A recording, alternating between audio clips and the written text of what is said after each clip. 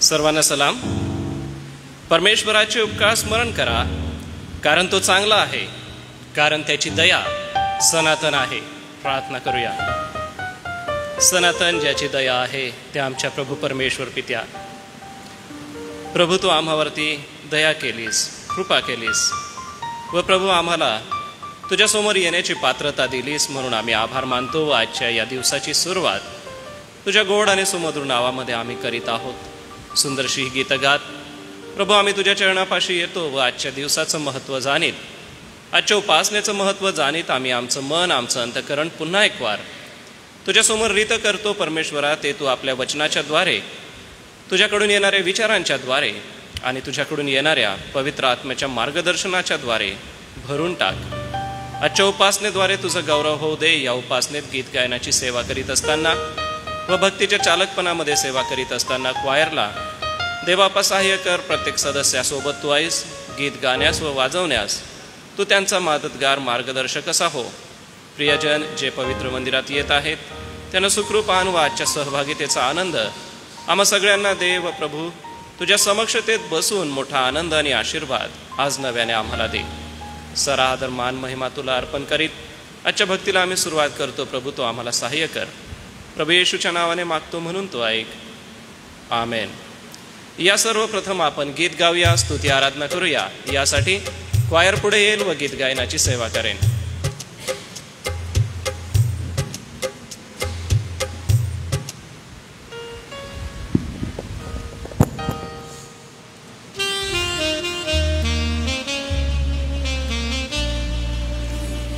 सर्वांना प्रभू येशूच्या नावात सलाम. आजच्या भक्तीमध्ये उपस्थित सर्व पित्यांना पितृदिनाच्या अर्थात फादर्स डेच्या मनपूर्वक शुभेच्छा. या आपण आमच्या स्वर्गीय पित्याची आळवणी करूया, त्याचं गुणगान करू, सुंदर गीतं गाऊ. कारण आमच्या स्वर्गीय पित्याने आम्हाला जे अभिवचन दिलेलं आहे की जिथे दोघे किंवा तिघे एकत्र माझ्या नावात एकत्र होते तेथे मी आहे.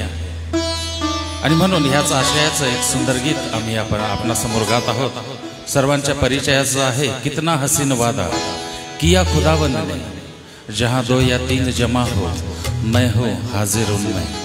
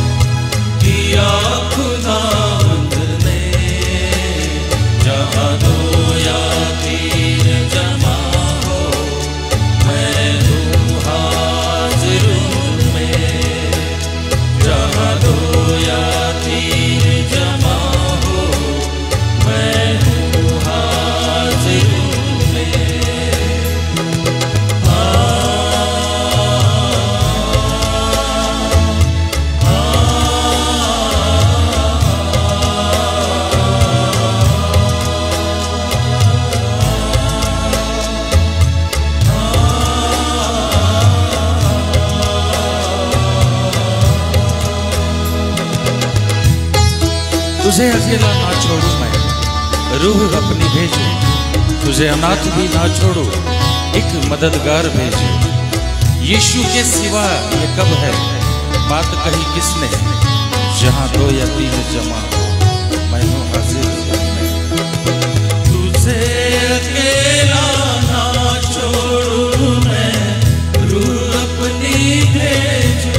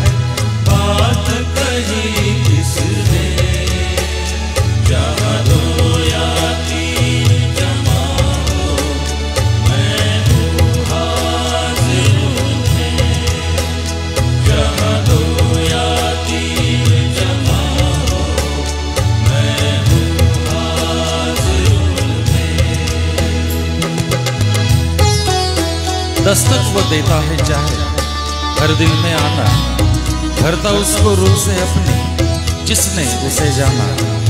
जिसका बने है माली वो कलियां लगे खिलने, जहां दो या तीन जमा हो मैं हूँ हाजिर। दस्तक वो देता है चाहे हर दिल में आना,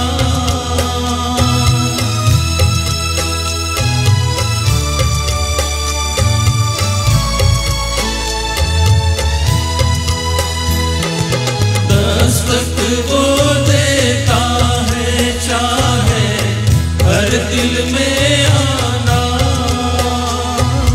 भरता उसको रूह से अपनी जिसने उसे जाना। भरता उसको रूह से अपनी जिसने उसे जाना। जिसका बने है माली वो कलियां लगे खिलने। जिसका बने है माली वो कलियां लगे खिलने। जहाँ दो या तीन जमा हो मैं हूँ हाजिर उनमें। जहाँ दो या तीन जमा हो मैं हूँ हाजिर उनमें। कितना हसीन वादा किया खुदावंद ने। कितना हसीन वादा किया खुदावंद ने। जहाँ दो या तीन जमा हो मैं हूँ हाजिर उनमें। जहाँ दो या तीन जमा हो मैं हूँ हाजिर उनमें।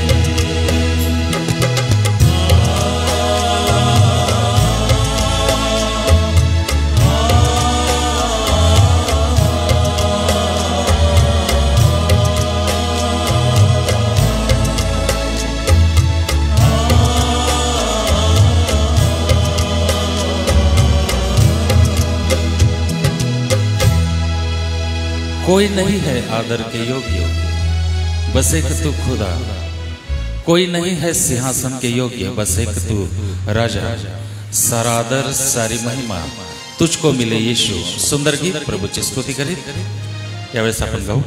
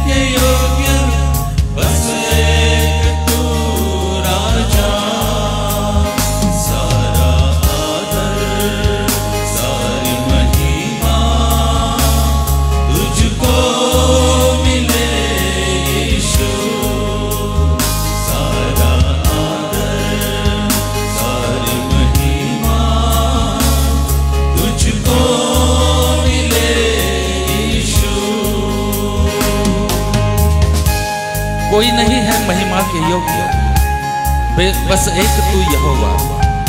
कोई नहीं है बेदाग पवित्र, बस एक तू मसीहा। सारा आदर सारी महिमा तुझको मिले यीशु।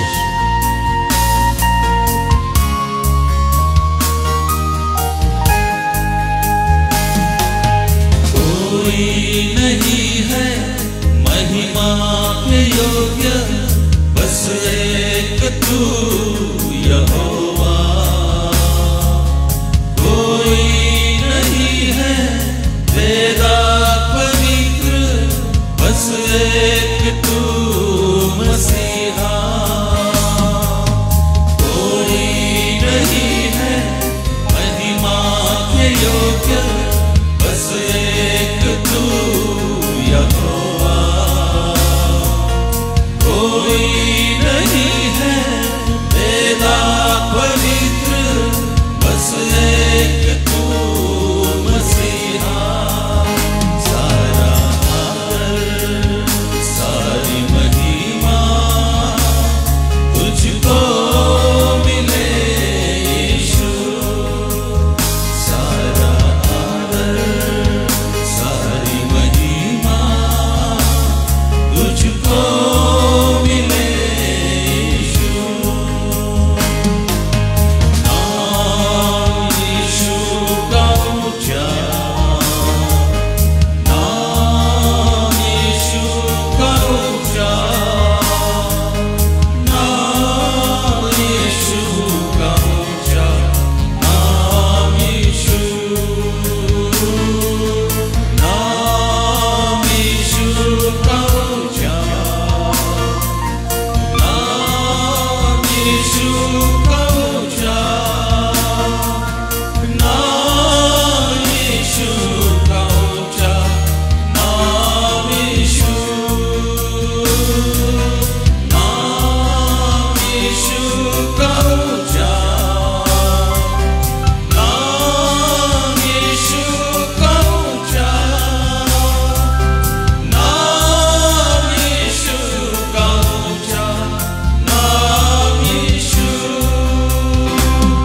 ये नाम में है चंगाई, ये नाम में है रिहाई, ये नाम में है भलाई।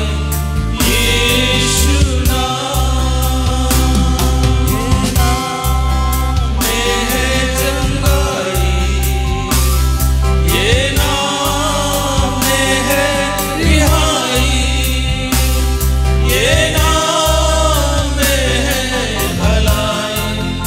यीशु नाम, यीशु नाम, यीशु नाम। हम तो खुदा के बेटे हैं, सब कुछ हमारा है। जो कुछ है दिखता वो है पिता का, वो सिरजनहारा है। सुंदर गीत प्रभूच्या स्तुतीसाठी यावेळेस आपण गाऊया.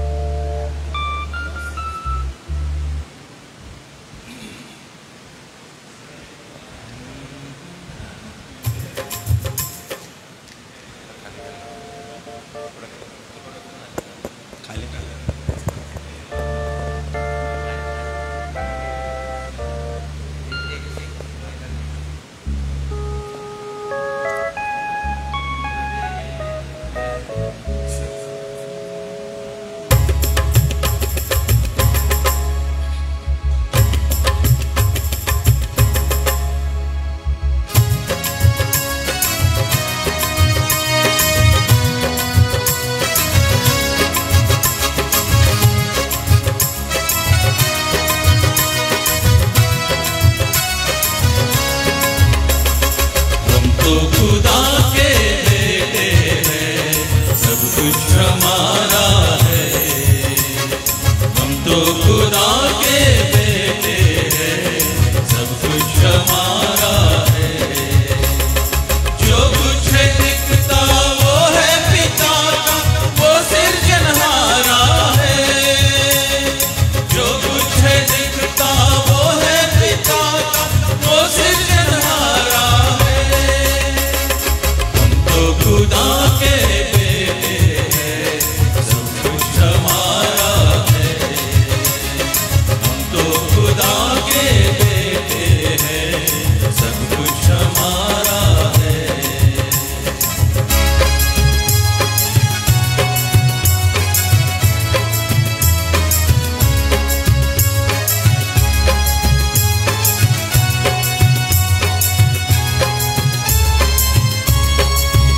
धन्यवाद धन्यवाद धन्यवाद धन्यवाद धन्यवाद धन्यवाद धन्यवाद धन्यवाद।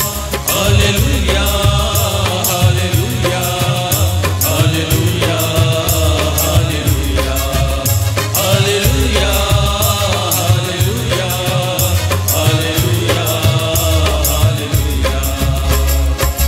तो खुदा के बेटे हैं, सब कुछ हमारा है। हम तो खुदा के बेटे हैं, सब कुछ हमारा है। यीशु मसीह स्वर्गीय स्थानों में सब आशीषें हमें दी।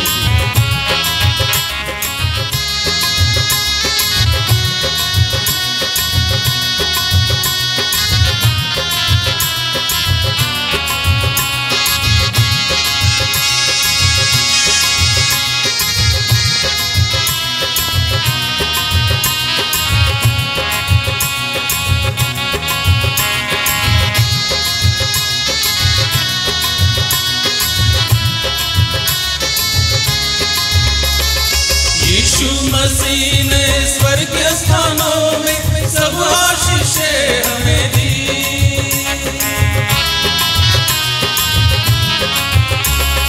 यीशु मसीह ने स्वर्गीय स्थानों में सब आशीषें हमें दी। यीशु मसीह संग हमको पिता ने वारिस बनाया है।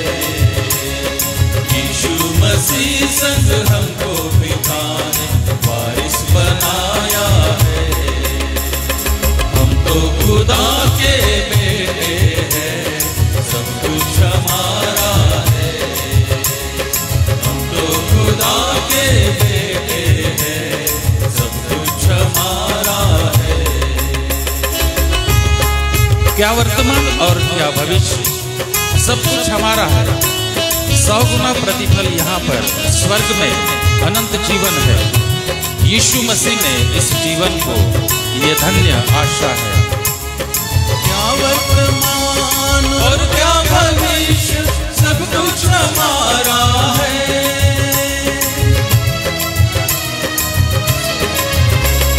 100 गुना प्रतिफल यहाँ पर स्वर्ग में अनंत जीवन है। यीशु मसीह में इस जीवन को ये धन्य आशा है। यीशु मसीह में इस जीवन को ये धन्य आशा है। हम तो खुदा के बेटे हैं, सब कुछ हमारा है। हम तो खुदा के बेटे हैं, सब कुछ हमारा है। जो कुछ दिखता वो है पिता का, वो सिरजनहारा है। जो कुछ दिखता वो है पिता का, वो सिरजनहारा है। हम तो खुदा के बेटे हैं, सब कुछ हमारा है। हम तो खुदा के बेटे हैं, सब कुछ हमारा है। धन्यवाद धन्यवाद धन्यवाद धन्यवाद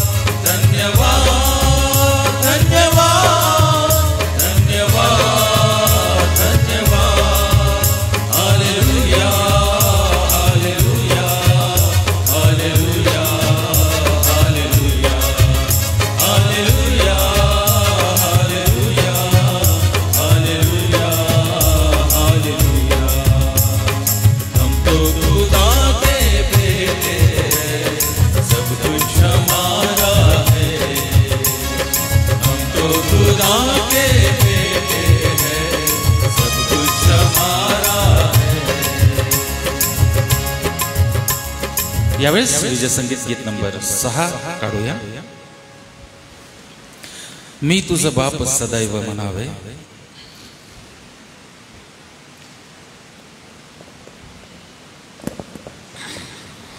आपण आपल्या जागेवर उभं राहू. आमच्या स्वर्गीय पित्याला सन्मान देऊ आणि हे सुंदर गीत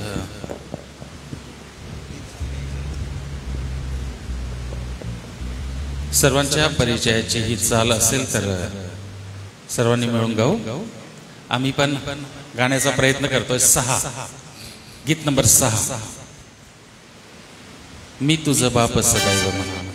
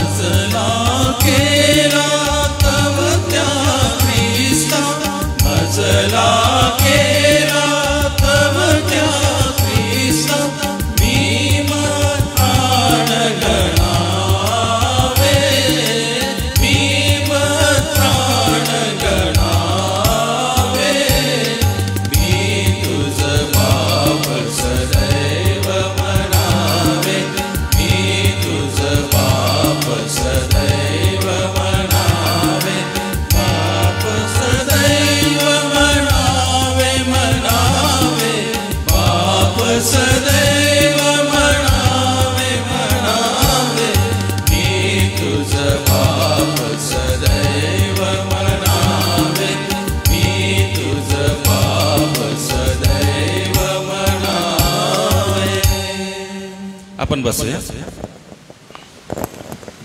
उपस्थित सन्मान्य पाळक वर्गाला विनंती करतो, कृपया आपण पुढे येऊन बसावं. या आपण प्रार्थना करू.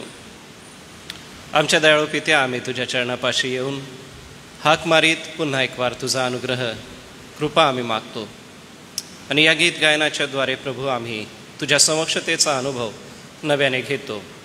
या सेवेसाठी क्वायरला तुझी कृपा आणि अनुग्रह सदैव पुरेव. प्रभू, आजचा दिवस आम्हा सगळ्यांसाठी महत्त्वाचा आहे, कारण की आम्ही एकत्र जमून एका दिलाने, एका जीवाने, एका मनाने तुझी आराधना करीत, आमच्या सन्मान्य पित्यांना सन्मानित करीत व तू जो आमचा स्वर्गीय पिता प्रभू तुला सन्मान देत तुझ्या चरणापाशी येऊन तुझ्या पवित्र वचनातून ऐकत जो आशीर्वाद आज तो आम्हासाठी राखून ठेवलेला आहे, त्याचा दे बापा आम्ही पुरवठा घेत तुझ्या चरणी येतो. आजच्या उपासनेला तो आशीर्वादित कर. येणाऱ्या सर्व प्रियांना सुखरूप मंदिरी आण. प्रार्थना प्रभू येशूच्या नावाने मागतो म्हणून तो ऐक. आमेन. आजच्या सकाळी आपण स्तोत्रसंहितेचं वाचन करणार आहोत. यासाठी स्तोत्रसंहिता 103 हे आपण काढूया. साम नंबर 103.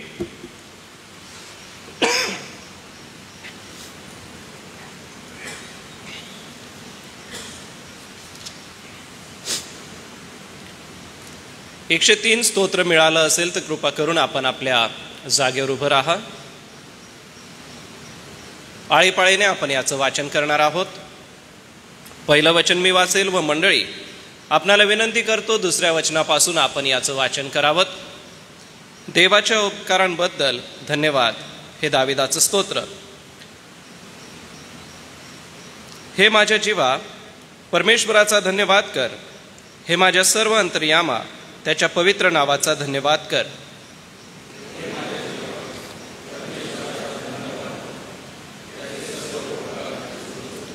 तो तुझ्या सर्व दुष्कर्मांची क्षमा करतो. तो तुझे सर्व रोग बरे करतो.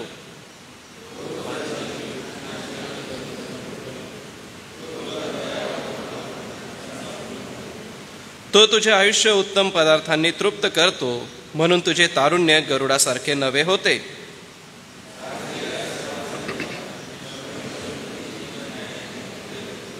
त्याने आपले मार्ग मोशेला आणि आपली कृत्ये इस्रायलाच्या वंशजांना विदित केली.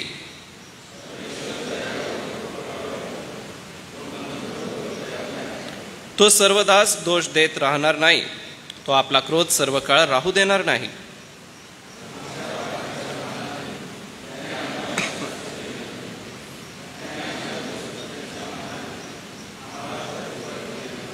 कारण जसे पृथ्वीच्या वर आकाश उंच आहे, तशी त्याची दया त्याचे भय धरणाऱ्यांवर विपुल आहे.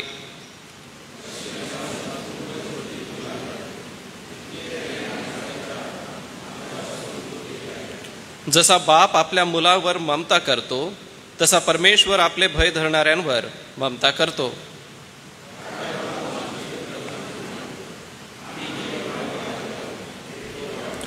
मानव प्राण्याचे आयुष्य गवतासारखे आहे. वनातील फुलाप्रमाणे तो फुलतो.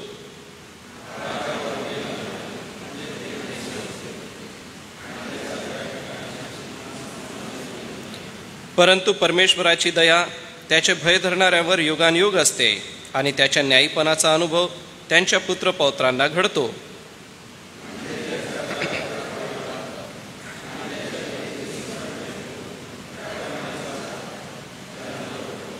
परमेश्वराने आपले राजासन स्वर्गात स्थापिले आहे. त्याचे राज्य सर्वावर आहे.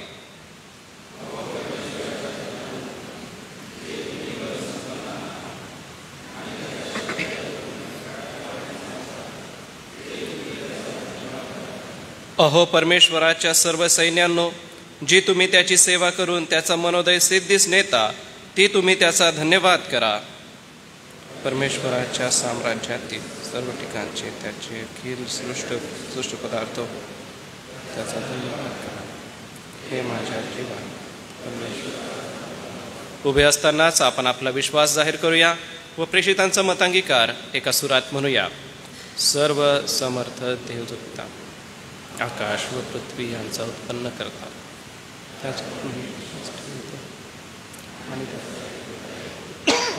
येशू ख्रिस्तांचा प्रभू, जो पवित्र आत्म्याच्या योगाने गर्भरूप झाला, कुमारी मरियेच्या स्त्रीस जन्मास आला, पंत पिलाताच्या वेळेस ज्याने दुःख भोगिले, ज्याला वधस्तंभावर खिळले, जो मरण पावला व ज्याला पुरले, जो मृत लोकात उतरला व तिसऱ्या दिवशी मेलेल्यांमधून पुन्हा उठला, स्वर्गात चढला आणि सर्व समर्थ देव जो पिता याच्या उजवीकडे बसला आहे, तेथून जिवंतांचा व मेलेल्यांचा न्याय करावयास जो येणार आहे, त्याचवर मी विश्वास ठेवितो.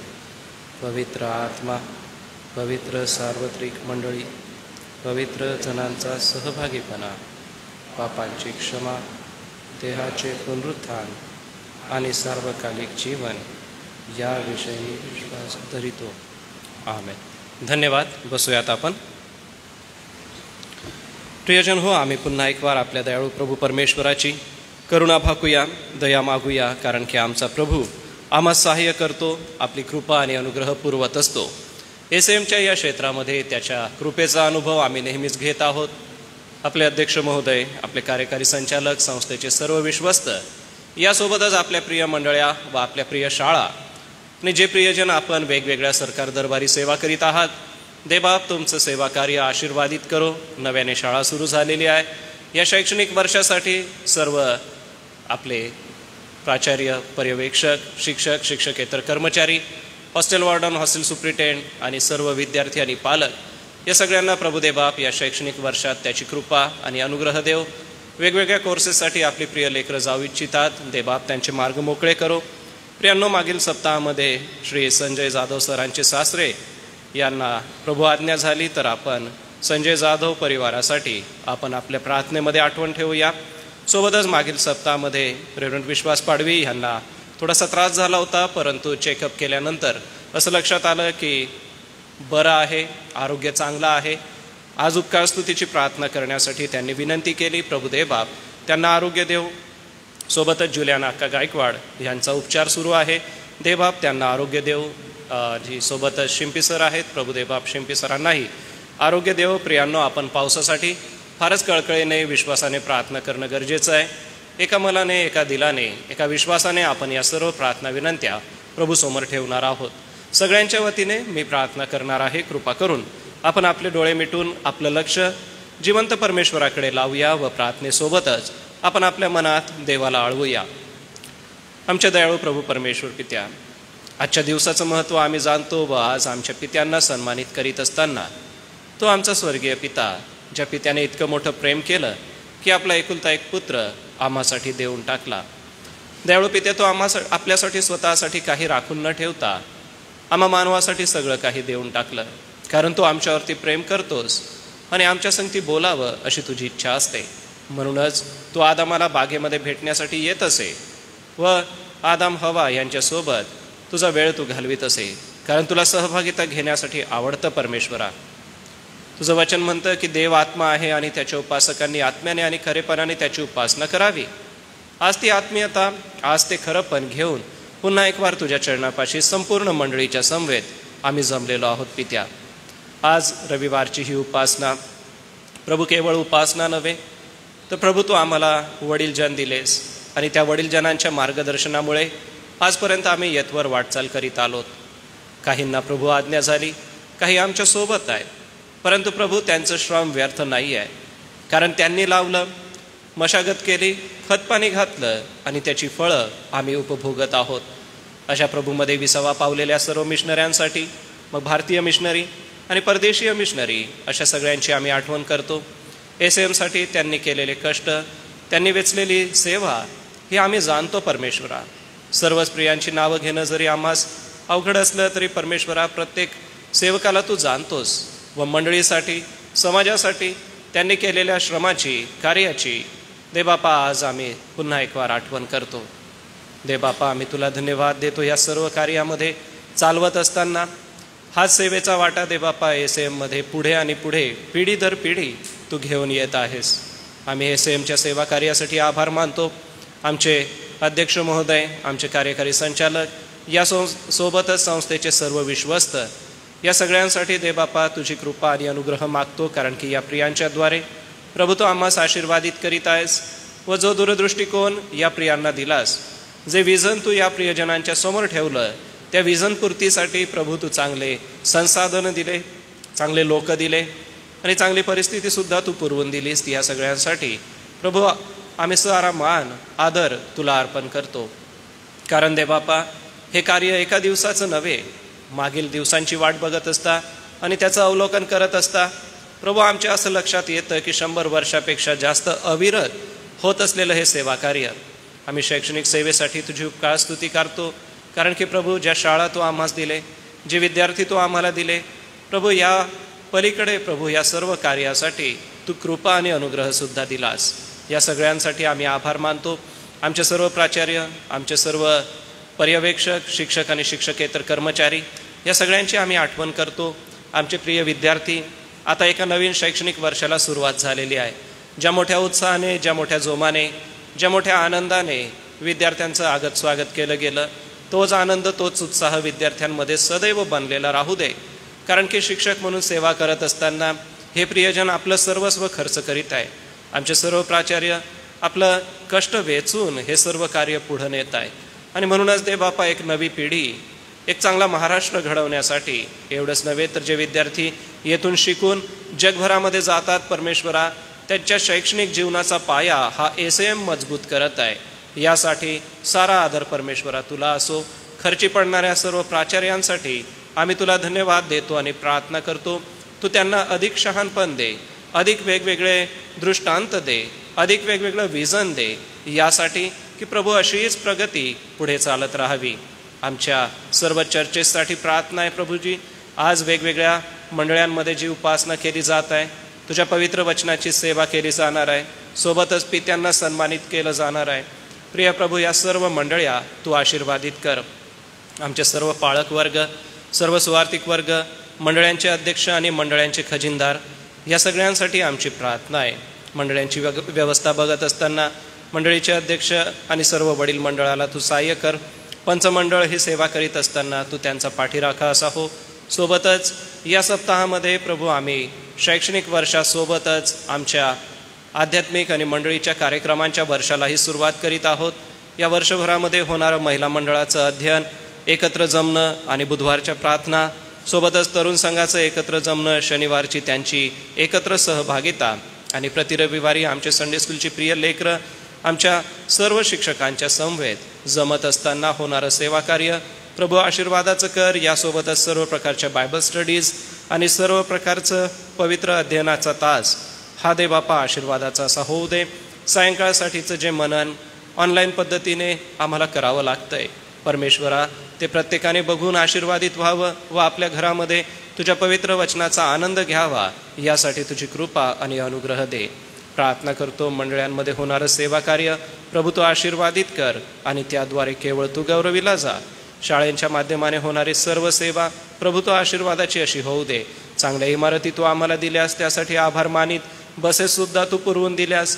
आता देवबापा नवीन हॉस्टेलचं जे बांधकाम सुरू आहे ते बांधकाम देखील तू आशीर्वादित कर व विद्यार्थी त्या ठिकाणी येऊन आनंद घेतील आणि यासोबतच शैक्षणिक जीवनामध्ये ते प्रगती करतील. यासाठी जी व्यवस्था पाहणे आहे देवबापा, आमचे सर्व हॉस्टेल वॉर्डन, आमचे सर्व हॉस्टेल सुप्रिटेंड आणि त्यांचे सर्व सहकारी, सर्व बॉयज हॉस्टेल, सर्व गर्ल्स हॉस्टेल या सगळ्यांना देवबापा तुझी कृपा दे, अनुग्रह दे. व ही सेवा प्रभू तू आमच्या हाती दिलेली आहे आणि या सेवा जणू काय तू आम्हाला मोहरा दिलेली आहे. यावरती आम्ही व्यापार करून व त्यावरती अधिक मोहरा करून प्रभू तुझ्यासमोर ते आम्ही देऊ आणि तुझ्याकडून शाबासकी मिळवून घेऊ, हा विश्वास आम्ही बाळगतो. ही सेवेची माध्यमं आहेत परमेश्वरा, ती तू आशीर्वादित कर.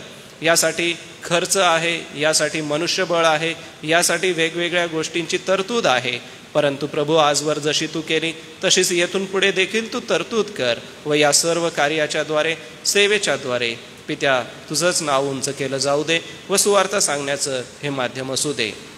सोबतच देवबापा सेंट्रल ऑफिसच्या स्टाफसाठी, त्यांच्या सेवा कार्यासाठी प्रार्थना करतो. प्रत्येकाला तू सहाय्य कर आणि त्यांचं सेवा कार्य प्रभू तू आशीर्वादित कर. मंडळीतल्या आजारी प्रियांची आम्ही आठवण करत असताना आम्ही प्रार्थना करतो. विश्वास पाडवी यांना दिलेल्या आरोग्यासाठी, प्रभू 7 वर्षापूर्वी जे आरोग्य तू त्यांना बहाल केलंस ते अजूनही चांगलं आहे, त्यासाठी आभार मानतो. जरी काही चिंता वाटत होत्या, परंतु प्रभू तू अद्भुत कृपेने त्यांना आरोग्य दिलंस व कार्यासाठी सज्ज तू केलंस, त्यासाठी आम्ही आभार मानतो. त्यांना दिलेल्या आरोग्यासाठी तुझी उपकार स्तुती करतो व त्यांच्या प्रकृतीमध्ये कसल्याही बिघाड नसताना प्रभू जे आरोग्य तू देत आहेस त्यासाठी आभार मानतो. सर्व डॉक्टरांचे औषध उपचार आशीर्वादित कर व त्यांच्या जीवनाद्वारे प्रभू तुझा गौरव तू करून घे. सोबतच आम्ही जुलियाना अक्का गायकवाड यांची आठवण करतो. प्रभू तू त्यांना सहाय्य कर, आपली कृपा पुरव. मागील सप्ताहामध्ये त्यांनी घेतलेले औषध उपचार प्रभू तू त्यांच्यासाठी आशीर्वादित केले. ज्या ट्रीटमेंटमधून त्यांना जावं लागलं ते देखील आरोग्यदायी केलंस. दे बापा, आमची प्रार्थना आहे त्यांच्यासोबत तू राहा, चांगलं आरोग्य दे. त्यांच्या कुटुंब प्रियजनांना काळजी घेत असताना लागणारी कृपा स्वर्गीय भांडारातून पुरव. सोबतच अशोक शिंपी सरांना देखील तू आरोग्य दिलंस दे बापा, त्यासाठी आम्ही आभार मानतो आणि उपकार स्तुतीची प्रार्थना करतो.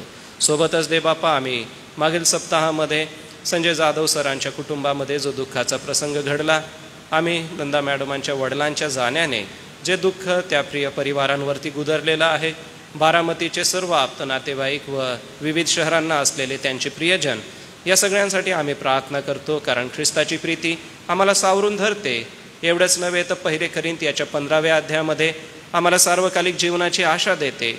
आणि म्हणूनच दे बापा, या सार्वकालिक जीवनाच्या आशेवरती या प्रिय कुटुंबियांना आम्ही समर्पित करतो आणि प्रार्थना करतो की प्रभू तू त्यांचं सहाय्य करता असा हो व त्यांना या दुःखातून पुढे जात असताना आपलं कृपेचा अनुग्रह दे व ख्रिस्त पुनरुपी येईल त्याच्या द्वितीय आगमनाची वाट बघत असताना प्रभू आमचे प्रियजन आम्हाला भेटतील या विश्वासामध्ये तू त्यांना स्थिर आणि मजबूत असं कर. सोबतच दे बापा, आजारी प्रियांमध्ये आम्ही प्रार्थना करतो. मालतीबाई वळवी आहेत, ममताबाई वळवी, ज्योतिताई नाईक, रयता अक्का आहेत. प्रभू या प्रियांना तुझी कृपा दे, आरोग्य दे. सोबतच सुरेश ठाकूर आहे, त्यांना प्रभू आपल्या आरोग्याने भरावस. आनंदीबाई जयकर आहेत, सोबतच सापाबाई शिंदे, यांच्यासाठी आमची प्रार्थना आहे. प्रभू तू त्यांना स्पर्श कर, या प्रियजनांना चांगलं आरोग्य दे व त्यांच्या बरं होण्याच्या द्वारे तुझं गौरव होऊ दे. एक चांगली साक्ष त्यांच्या जीवनाच्या द्वारे निर्माण होऊ दे. कारण की प्रभू त्यांची शुश्रूषा घेत असताना, त्यांची काळजी घेत असताना घरातल्या प्रियांना तू सहाय्य करता असा हो. ज्या ज्या ट्रीटमेंट्समधून, ज्या ज्या औषध उपचारांमधून हे प्रियजन जात आहे दे बापा, त्यांचं तू सहाय्य कर. आणि आमच्या या वडीलधाऱ्यांसाठी आमची विश्वासाने तुझ्या चरणी हीच प्रार्थना असणार आहे की प्रभू तू या प्रियांना आरोग्य दे. सोबतच आम्ही Nalinibai Moses, Anandibai Pawar, Reuben Gardi, Suprabhabai Nathani, reverend DM Patil पाळकसाहेब, पद्माबाई साळवे, ममताबाई डलगे आणि दुर्गाबाई वळवी यांची आठवण करतो. मंडळीतल्या या वृद्ध मातापित्यांना प्रभू तुझा स्पर्श कर. कोणी प्रियजन कदाचित नाव आम्हाकडून राहिलं असेल तरी दे बापा तू त्यांची आठवण कर व त्यांना स्पर्श करून त्यांचं वृद्धापकाळातलं जीवन आशीर्वादित आणि आरोग्यदायी कर. कारण प्रभूमध्ये त्यांनी श्रम केलेला आहे, प्रभूमध्ये कष्ट केलेले आहे आणि प्रभूच्या या मंडळीसाठी व प्रभूच्या या संस्थेच्या सेवा कार्यासाठी आपलं जीवन वेचून दिलेलं आहे. एवढंच नव्हे तर चांगली व्यक्ती म्हणून या समाजामध्ये एक चांगला आदर्श या प्रियांनी घालून दिलेला असताना आम्ही लेकरं म्हणून आमच्या वडीलजनांचा आदर आणि सन्मान करतो. आणि म्हणूनच मंडळीतल्या प्रत्येक वृद्ध मातापित्यांना तुझा स्पर्श लाभावा अशी प्रार्थना करतो. त्यांची काळजी घेत असताना घरातल्या प्रियांना दे बापा तू शक्ती आणि बळ दे. हे दयाळू परमेश्वरा, आज फार विश्वासाने आणि फार कळकळीने तुझ्याकडे मागतो. कारण की आमच्या तालुक्याला सोडून आजूबाजूच्या तालुक्यांमध्ये आणि आजूबाजूच्या जिल्ह्यांमध्ये चांगला मुबलक असा पाऊस आहे. प्रिय प्रभू, आमची कळकळीने तुझ्या चरणी विनंती आहे की तू आम्हाला पाऊस दे. नंदुरबार जिल्ह्याची परिस्थिती पाहत असता अवघड अशी परिस्थिती परमेश्वरात झालेली आहे आणि उष्णतेचं प्रमाणही पुष्कळ आहे. यामध्ये अनेकांना उष्माघाताचा प्रकार आणि ऊन लागण्याचा प्रकार आहे. आणि म्हणूनच दे बापा, आज जमलेली ही सर्व मंडळी आम्ही विश्वासाने तुझ्याकडे मागतो. कारण याकोबाच्या पत्रात तू म्हटलेलं आहे की विश्वासाची प्रार्थना कार्य करण्यात प्रबळ असते. आणि प्रभू, तू जो ऐकणारा परमेश्वर, तू जो आमच्या हाकेकडे कान देणारा परमेश्वर, हे दयाळू परमेश्वरा, तुझ्या चरणी प्रार्थना आहे की या सप्ताहभरामध्ये तू आम्हाला चांगला मुबलक असा पाऊस दे. आमचे नदी नाले भरून जाऊ दे, यासाठी की आमची पाण्याची टंचाई मिटावी आणि प्रभू एक चांगलं आमचं जनजीवन आशीर्वादित व्हावं. आमच्या जिल्ह्याची काळजी घेत असताना आमच्या माननीय जिल्हाधिकारी आणि त्यांच्यासोबत असलेल्या पदाधिकारी वर्गांसाठी आमची प्रार्थना आहे. जिल्ह्याची व्यवस्था सांभाळत असताना तू त्यांचं सहाय्य करता हो व अशीच शांतता आमच्या जिल्ह्यात नांदू दे. आमच्या प्रिय महाराष्ट्रासाठी प्रार्थना आहे. आमचे माननीय मुख्यमंत्री, त्यांच्या मंत्रिमंडळासाठी, सोबतच आमच्या प्रिय भारत देशासाठी आम्ही प्रार्थना करतो, आमचे माननीय पंतप्रधान आणि त्यांच्या मंत्रिमंडळासाठी. कारण की प्रभू ही व्यवस्था आहे आणि व्यवस्थेच्या अधीन राहून आम्ही प्रत्येक नागरिकाचं भलं करावं व प्रत्येक नागरिकापर्यंत सर्व सुविधा पोचवाव्या यासाठी कटिबद्ध असलेल्या आमच्या सरकारला प्रभू तुझी कृपा अनुग्रह दे व त्याद्वारे तुझं गौरव होऊ दे. प्रार्थना करतो दे बाप्पा, राज्यांमध्ये कसल्याही प्रकारचा बेबनाव असू नये, तर या राज्यामध्ये प्रत्येक व्यक्ती सुरक्षित असावा व प्रत्येकाला त्याच्या मानवी जीवनाचे हक्क मिळावेत यासाठी व्यवस्था करावी लागते. ती करीत असताना आमच्या सर्व मंत्रिमंडळांना तुझी कृपा आणि अनुग्रह दे. आमच्या प्रिय भारत देशावर प्रभू तुझा अनुग्रह असू दे. आम्ही दे बाप्पा परकीय राज्यांच्या जर गोष्टी बघितल्या तर हल्ले आहेत, दंगेधोपे आहेत, तर कुठे अपघात आहेत. अशा सगळ्या अपघातामध्ये बळी पडलेल्या प्रियजनांची आम्ही आठवण करतो. प्रभू तू त्यांच्या कुटुंब प्रियजनांचं सांत्वन कर, समाधान कर. अशा अप्रिय घटना का घडतात हे आम्हाला ठाऊक नाही, परंतु एक ठाऊक आहे की तू आमची दुःखित अश्रू पुसतोस. आणि म्हणूनच दे बाप्पा, आम्ही परकीय राष्ट्रांच्या होणाऱ्या आक्रमणांपासून आणि परकीय राष्ट्रांमध्ये होत असलेल्या बेबनाव आणि युद्धजन्य परिस्थितीसाठी प्रार्थना करतो की शांतता नांदावी आणि सगळ्या गोष्टी सुखकर आणि व्यवस्थित अशा व्हाव्या आणि एक मानव म्हणून जीवन जगत असताना एकमेकांचा आदर आम्ही करावा यासाठी प्रभू सर्व जगभरामध्ये शांती आणि सुबत्ता नांदू दे. प्रिय प्रभू, आज आम्ही फादर्स डे साजरा करीत आहोत. ही परंपरा फार जुनी असून आम्हा विश्वासणाऱ्या सर्वच लोकांसाठीच नव्हे तर संपूर्ण जगभरासाठी ही मोलाची आहे. कारण तू आम्हाला पिता दिलेस की त्यांच्याद्वारे तू आम्हाला आशीर्वाद दिलास, शिक्षण दिलंस, जीवनात उभं राहण्याची कृपा दिलीस व एक चांगला नागरिक बनण्यासाठी त्यांचा आदर्शसुद्धा आमच्या नजरेसमोर ठेवलास. म्हणून दे बापा, आज आम्ही आमच्या सर्व पित्यांबद्दल आभार मानतो. त्यांच्याबद्दल आम्ही तुझी उपकार स्तुती करतो, कारण की त्यांचं जीवन आमच्यासमोर एक आदर्शादाखल होतं. आणि म्हणूनच दे बापा, आज आम्ही आमच्या स्वर्गीय पित्या तुझ्याकडे विनंती करतो की तू दयाळू पिता परमेश्वर बनून आमचं सहाय्य कर. कारण की पिता, इतका चांगला तू आहेस की तुला झोप लागत नाही, तुला डुलकीही लागत नाही. 121व्या स्तोत्रामध्ये दिवसा सूर्याची आणि रात्री चंद्राचीही आम्हाला बाधा होणार नाही याचं तू आम्हाला अभिवचन देतो. कारण की तू इतका चांगला परमेश्वर आहे की परमेश्वरा, तू आकाश आणि पृथ्वीची निर्मिती केली, शब्द मात्र बोललास आणि सामर्थ्याने नटलेला आहेस. जगिक जे माता पिता तू आम्हाला दिले, अशा आईवडिलांचा आम्ही सन्मान करतो. कारण तुझं वचन आम्हाला शिकवतं की आपला बाप व आपली आई यांचा सन्मान कर. आणि आपली आई आणि आपल्या बापाचा सन्मान करीत असताना प्रिय प्रभू, जे प्रिय वडील आणि माता तू आम्हास दिल्या, या सगळ्यांची आम्ही आठवण करीत प्रार्थना करतो. त्यांचं छत्र, त्यांचा आशीर्वाद आणि त्यांच्यासोबतच जी आमची सहभागिता आशीर्वादाची अशी होऊ दे. आज थोड्याशा माध्यमाने आम्ही त्यांना सन्मानित करू. प्रभू, तो सन्मान तुझा असू दे आणि तुझं गौरव त्याद्वारे करून घे. प्रिय परमेश्वरा, सप्ताहभराच्या कार्यक्रमांसाठी तुझ्याकडे कृपा मागतो. होणारे सप्ताहाचे कार्यक्रम तू आशीर्वादित कर. आम्ही दे बाप्पा संडे स्कूलसाठी कळकळीने तुझ्याकडे सहाय्य मागतो. कारण ही लहान लेकरं आहेत आणि यांच्यावरती संस्कार घडवत असताना आमचे शिक्षक वर्ग अतिशय समर्पित रीतीने सेवा करीत आहे. या सर्व आमच्या समर्पित शिक्षकांची सेवा दयाळू परमेश्वरा तू आशीर्वादित कर. आपली शैक्षणिक आणि कौटुंबिक जबाबदारी सांभाळून प्रिय लेकरांना ते संस्कार घडवत आहे. वचनं त्यांच्याकडून पाठ करून देवाचं सानिध्य त्यांना देत आहेत. म्हणून समर्पित अशा आमच्या सर्व संडे स्कूल शिक्षकांना तुझी कृपा दे. आमचे तरुण संघाचे अध्यक्ष महोदय यांच्यासाठी प्रार्थना आहे. प्रभू, तरुण संघाची मोठी जबाबदारी सांभाळत असताना तू त्यांच्यासोबत राहा. प्रत्येक तरुण संघातल्या सदस्याला तू सहाय्य कर. आमच्या महिला मंडळाच्या अध्यक्षा आणि सर्व महिला मंडळाचे सभासद प्रभू, सगळ्यांना तू सहाय्य कर. मंडळीत जे विविध कार्यक्रम आहे आणि मंडळीचे जे विविध अंग आहे, या एका नवीन शैक्षणिक वर्षाच्या सुरुवातीसोबतच देबापा, आम्ही मंडळीच्याही आध्यात्मिक या कार्याला सुरुवात करीत आहोत. जे जे प्रियजन बिलचं अध्ययन करीत आहे त्यांचं अध्ययन प्रभू तू आशीर्वादित. 2-7 मालिकेचं अध्ययन करणाऱ्या आमच्या सर्व महिलांचं प्रभू तू सहाय्य करता असा हो. पवित्र आत्म्याचं मार्गदर्शन कर आणि पवित्र वचनाचं अध्ययन करीत असताना तू त्यांच्यासोबत बोल. पुन्हा एक वार दे बापा, आज आम्ही पवित्र वचनाकडे जाऊ. ते येणारं वचन आम्हासाठी आशीर्वादित कर आणि एक नवा आशीर्वाद त्याद्वारे तू आम्हाला दे. सोबतच जे कोणी आजारी प्रियजन आहे त्यांना तू स्पर्श कर, आरोग्य दे. आमच्या सर्व प्रार्थना विनंत्या तुझ्या चरणी पुन्हा एक वार सादर करतो. वाच्या भक्तीला प्रभू तू आशीर्वादित करून आम्हा चालवावं अशी कृपा देखील तू दे. सारा आदर, मान, महिमा आणि गौरव प्रभू तुझ्या चरणी असो. ही प्रार्थना प्रभू येशूच्या नावाने मागतो, म्हणून तू ऐक. आमेन. प्रियजन हो, यावेळेला आपण दान घेणार आहोत. दानार्पणासाठी मी विनंती करतो क्वायरला आपण पुढे यावत व दानार्पणाची गीत गायनाची सेवा करावी. हे गीत होत असताना आणलेलं दान प्रभूच्या भांडारात अर्पण करूया.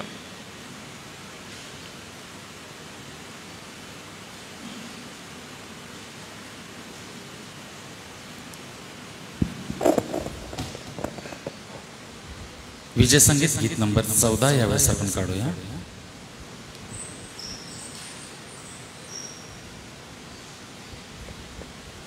गीत नंबर 14.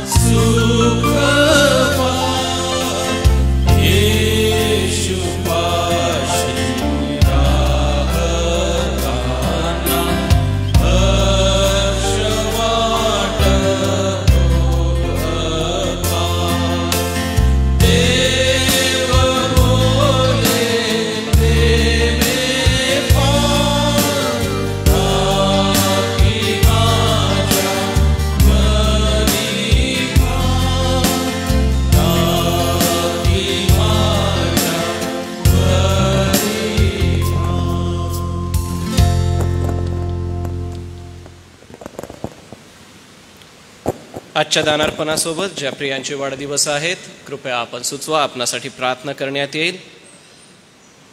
माझ्याकडे असलेल्या माहितीप्रमाणे आज संदीप पाटील सरांचा आणि निशिकांत ठाकूर यांचा वाढदिवस आहे. आपणाला मंडळीच्या वतीने हार्दिक शुभेच्छा.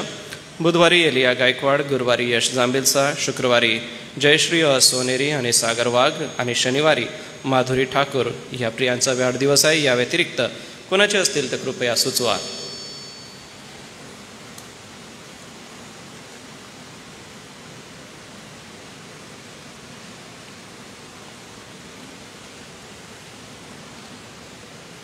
श्रीमती दयामणी एस गायकवाड, निळखंड नगर, कोकणी हिल, दुधाळे शिवार यांच्याकडून मे आणि जून महिन्याचा दशमांश आहे तो मी प्रभूच्या भांडारात अर्पण करतो. विसन्मान्य पठारे पाळक साहेबांना विनंती करेन, रेव्हरंड जयेश पठारे पाळक साहेब पुढे येतील, वाढदिवस व दानार्पणासाठी प्रार्थना करतील.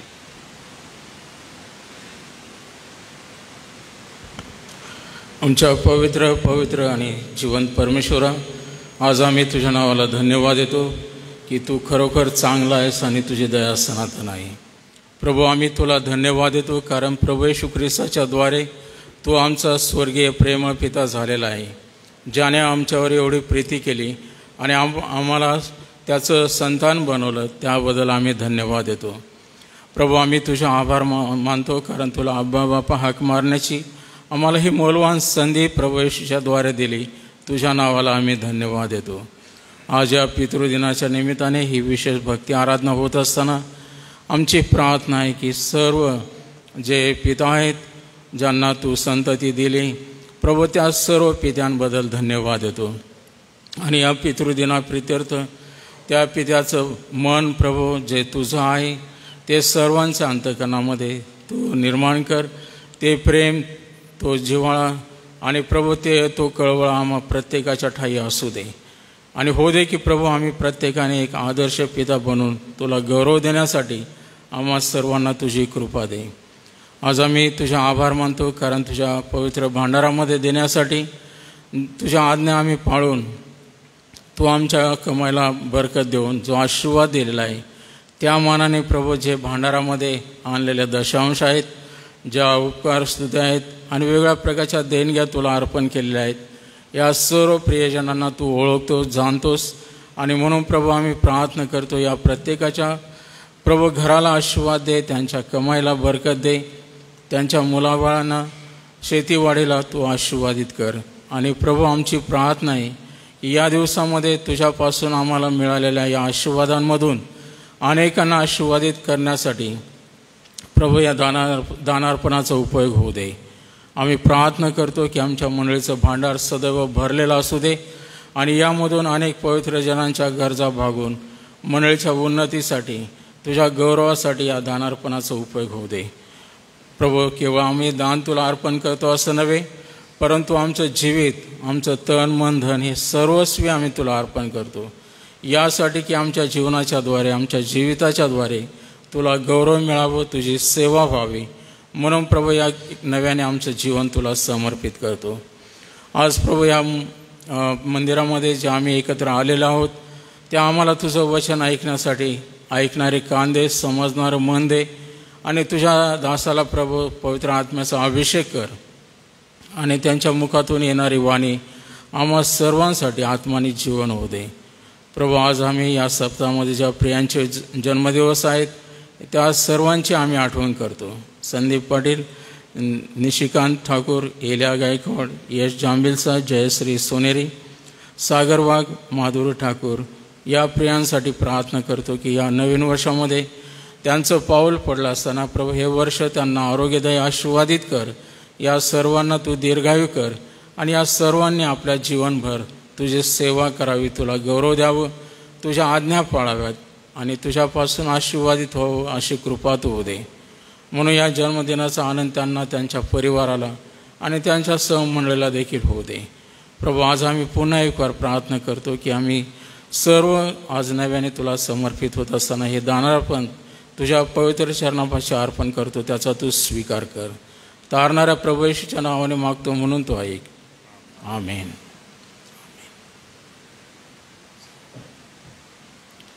या सप्ताहासाठी सूचना आहेत.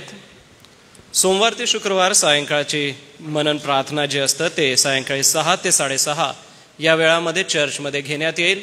या मननासाठी मंडळी आपणही येऊन उपस्थित राहू शकता आणि सोबतच ज्यांना जमणार नाही त्यांनी फेसबुक लाईव्हवरती सोमवार ते शुक्रवार सायंकाळी 6 ते 6:30 या वेळेमध्ये या प्रार्थना सभेचा लाभ घ्यावा.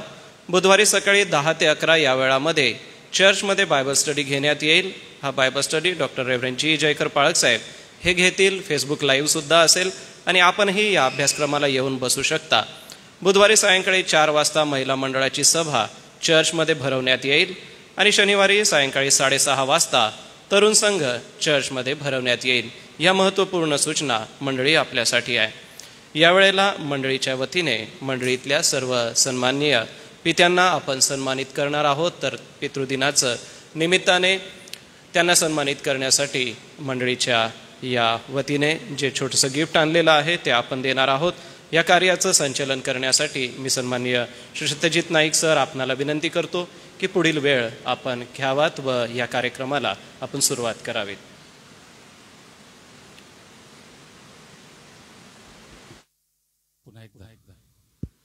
हॅलो पुन्हा एकदा सर्वांना सलाम आणि संपूर्ण मंडळीच्या वतीने उपस्थित सर्व पित्यांना पितृदिनाच्या अर्थात फादर्स डेच्या मनपूर्वक शुभेच्छा. मंडळीच्या पंचमंडळामध्ये ज्या वडीलकीची भूमिका घेऊन पुढे जात आहेत आम्हाला सर्वांना अशा ज्येष्ठ मातांना मी विनंती करतो त्यांनी पुढे यावं. सौ नूतन वर्षापूर्वी मॅडम पुढे येतील आणि सर्व पित्यांना आपल्या जागेवर उभं राहण्याची मी विनंती करतो. आणि ज्या माता आणि आपण सर्व लेकरं या ठिकाणी उपस्थित आहोत, आपण ज्या वेळेला सर्व पिता जे आहेत ते उभे राहतील आपल्या जागेवर, तर आपण त्यांचं टाळ्या वाजवून कौतुक करणार आहोत आणि त्यांच्या प्रती आपलं ऋण व्यक्त करणार आहोत. आपण टाळ्या वाजवूया. सर्व पिता या ठिकाणी उभे राहत आहेत. ज्येष्ठ माता आणि पंचमंडळातील ज्येष्ठ सदस्य पुढे येत असताना मी फक्त एका मुलाने आपल्या पित्याला दिलेल्या सुंदर शुभेच्छा आहेत त्या फक्त मी आपल्या समोर सांगतो आहे. त्या अशा की मला सावलीत बसवून स्वतः जळत राहिले, मला सावलीत बसवून स्वतः जळत राहिले, माझ्या वडिलांच्या रूपात मी असे देवदूत पाहिले, नाही का. आणि अध्यक्ष साहेबांना मी विनंती करतो सर प्लीज आपण पुढे यावं. डॉक्टर राजेश वळवी मंडळीचे अध्यक्ष पुढे येतील आणि रेव्हरंड DM पाटील पाळक साहेब आहेत ज्येष्ठ सेवक, त्यांचा ज्येष्ठ पिता या नात्याने मंडळीचे ज्येष्ठ वडील या नात्याने आपण सर्व सत्कार करीत आहोत. रेव्हरंड जयेश पठारे, त्याचप्रमाणे रेव्हरंड जी जयकर सर, रेव्हरंड सुनील लोंढे पाळक साहेब आहेत, मंडळीचे अध्यक्ष डॉक्टर राजेश वळवी सर आणि श्री दिलीप नाईक सर,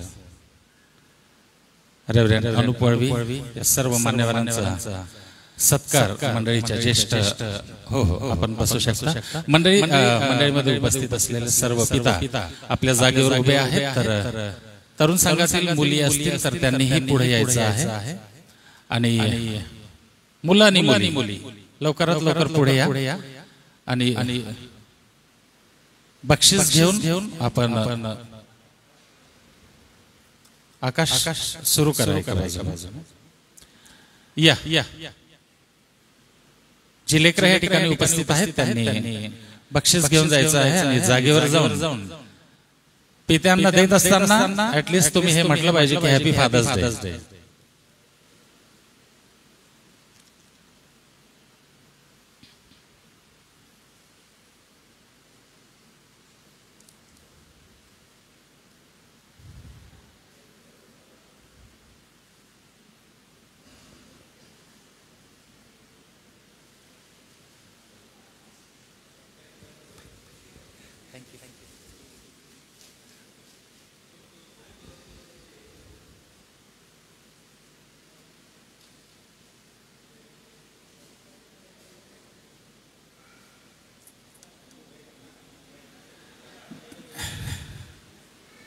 रोहन गॅलरीमध्ये पण आहेत तर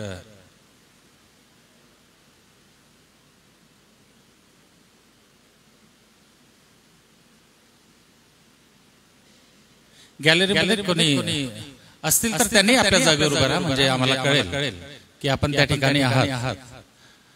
हां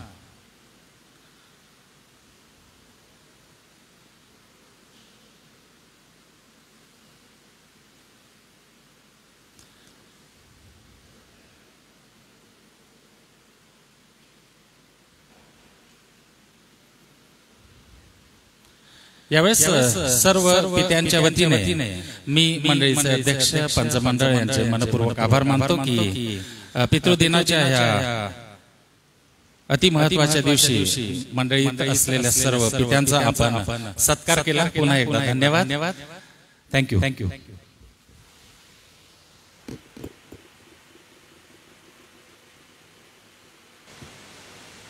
सर्वांच्या वतीने मंडळीने केलेल्या या सन्मानाबद्दल आम्ही उपकारस्तुती व्यक्त करतो आणि या संचलनाच्या कार्यासाठी सर धन्यवाद. प्रभुदेव बाप आपली सेवा आशीर्वादित करो. आजच्या उपासनेमध्ये सन्मान्य रेव्हरंड विजय गावित पाळकसाहेब देखील उपस्थित आहेत. मी गावित पाळकसाहेबांनाही विनंती करेन, प्लीज आपण पुढे येऊन बसलात तर बरं होईल.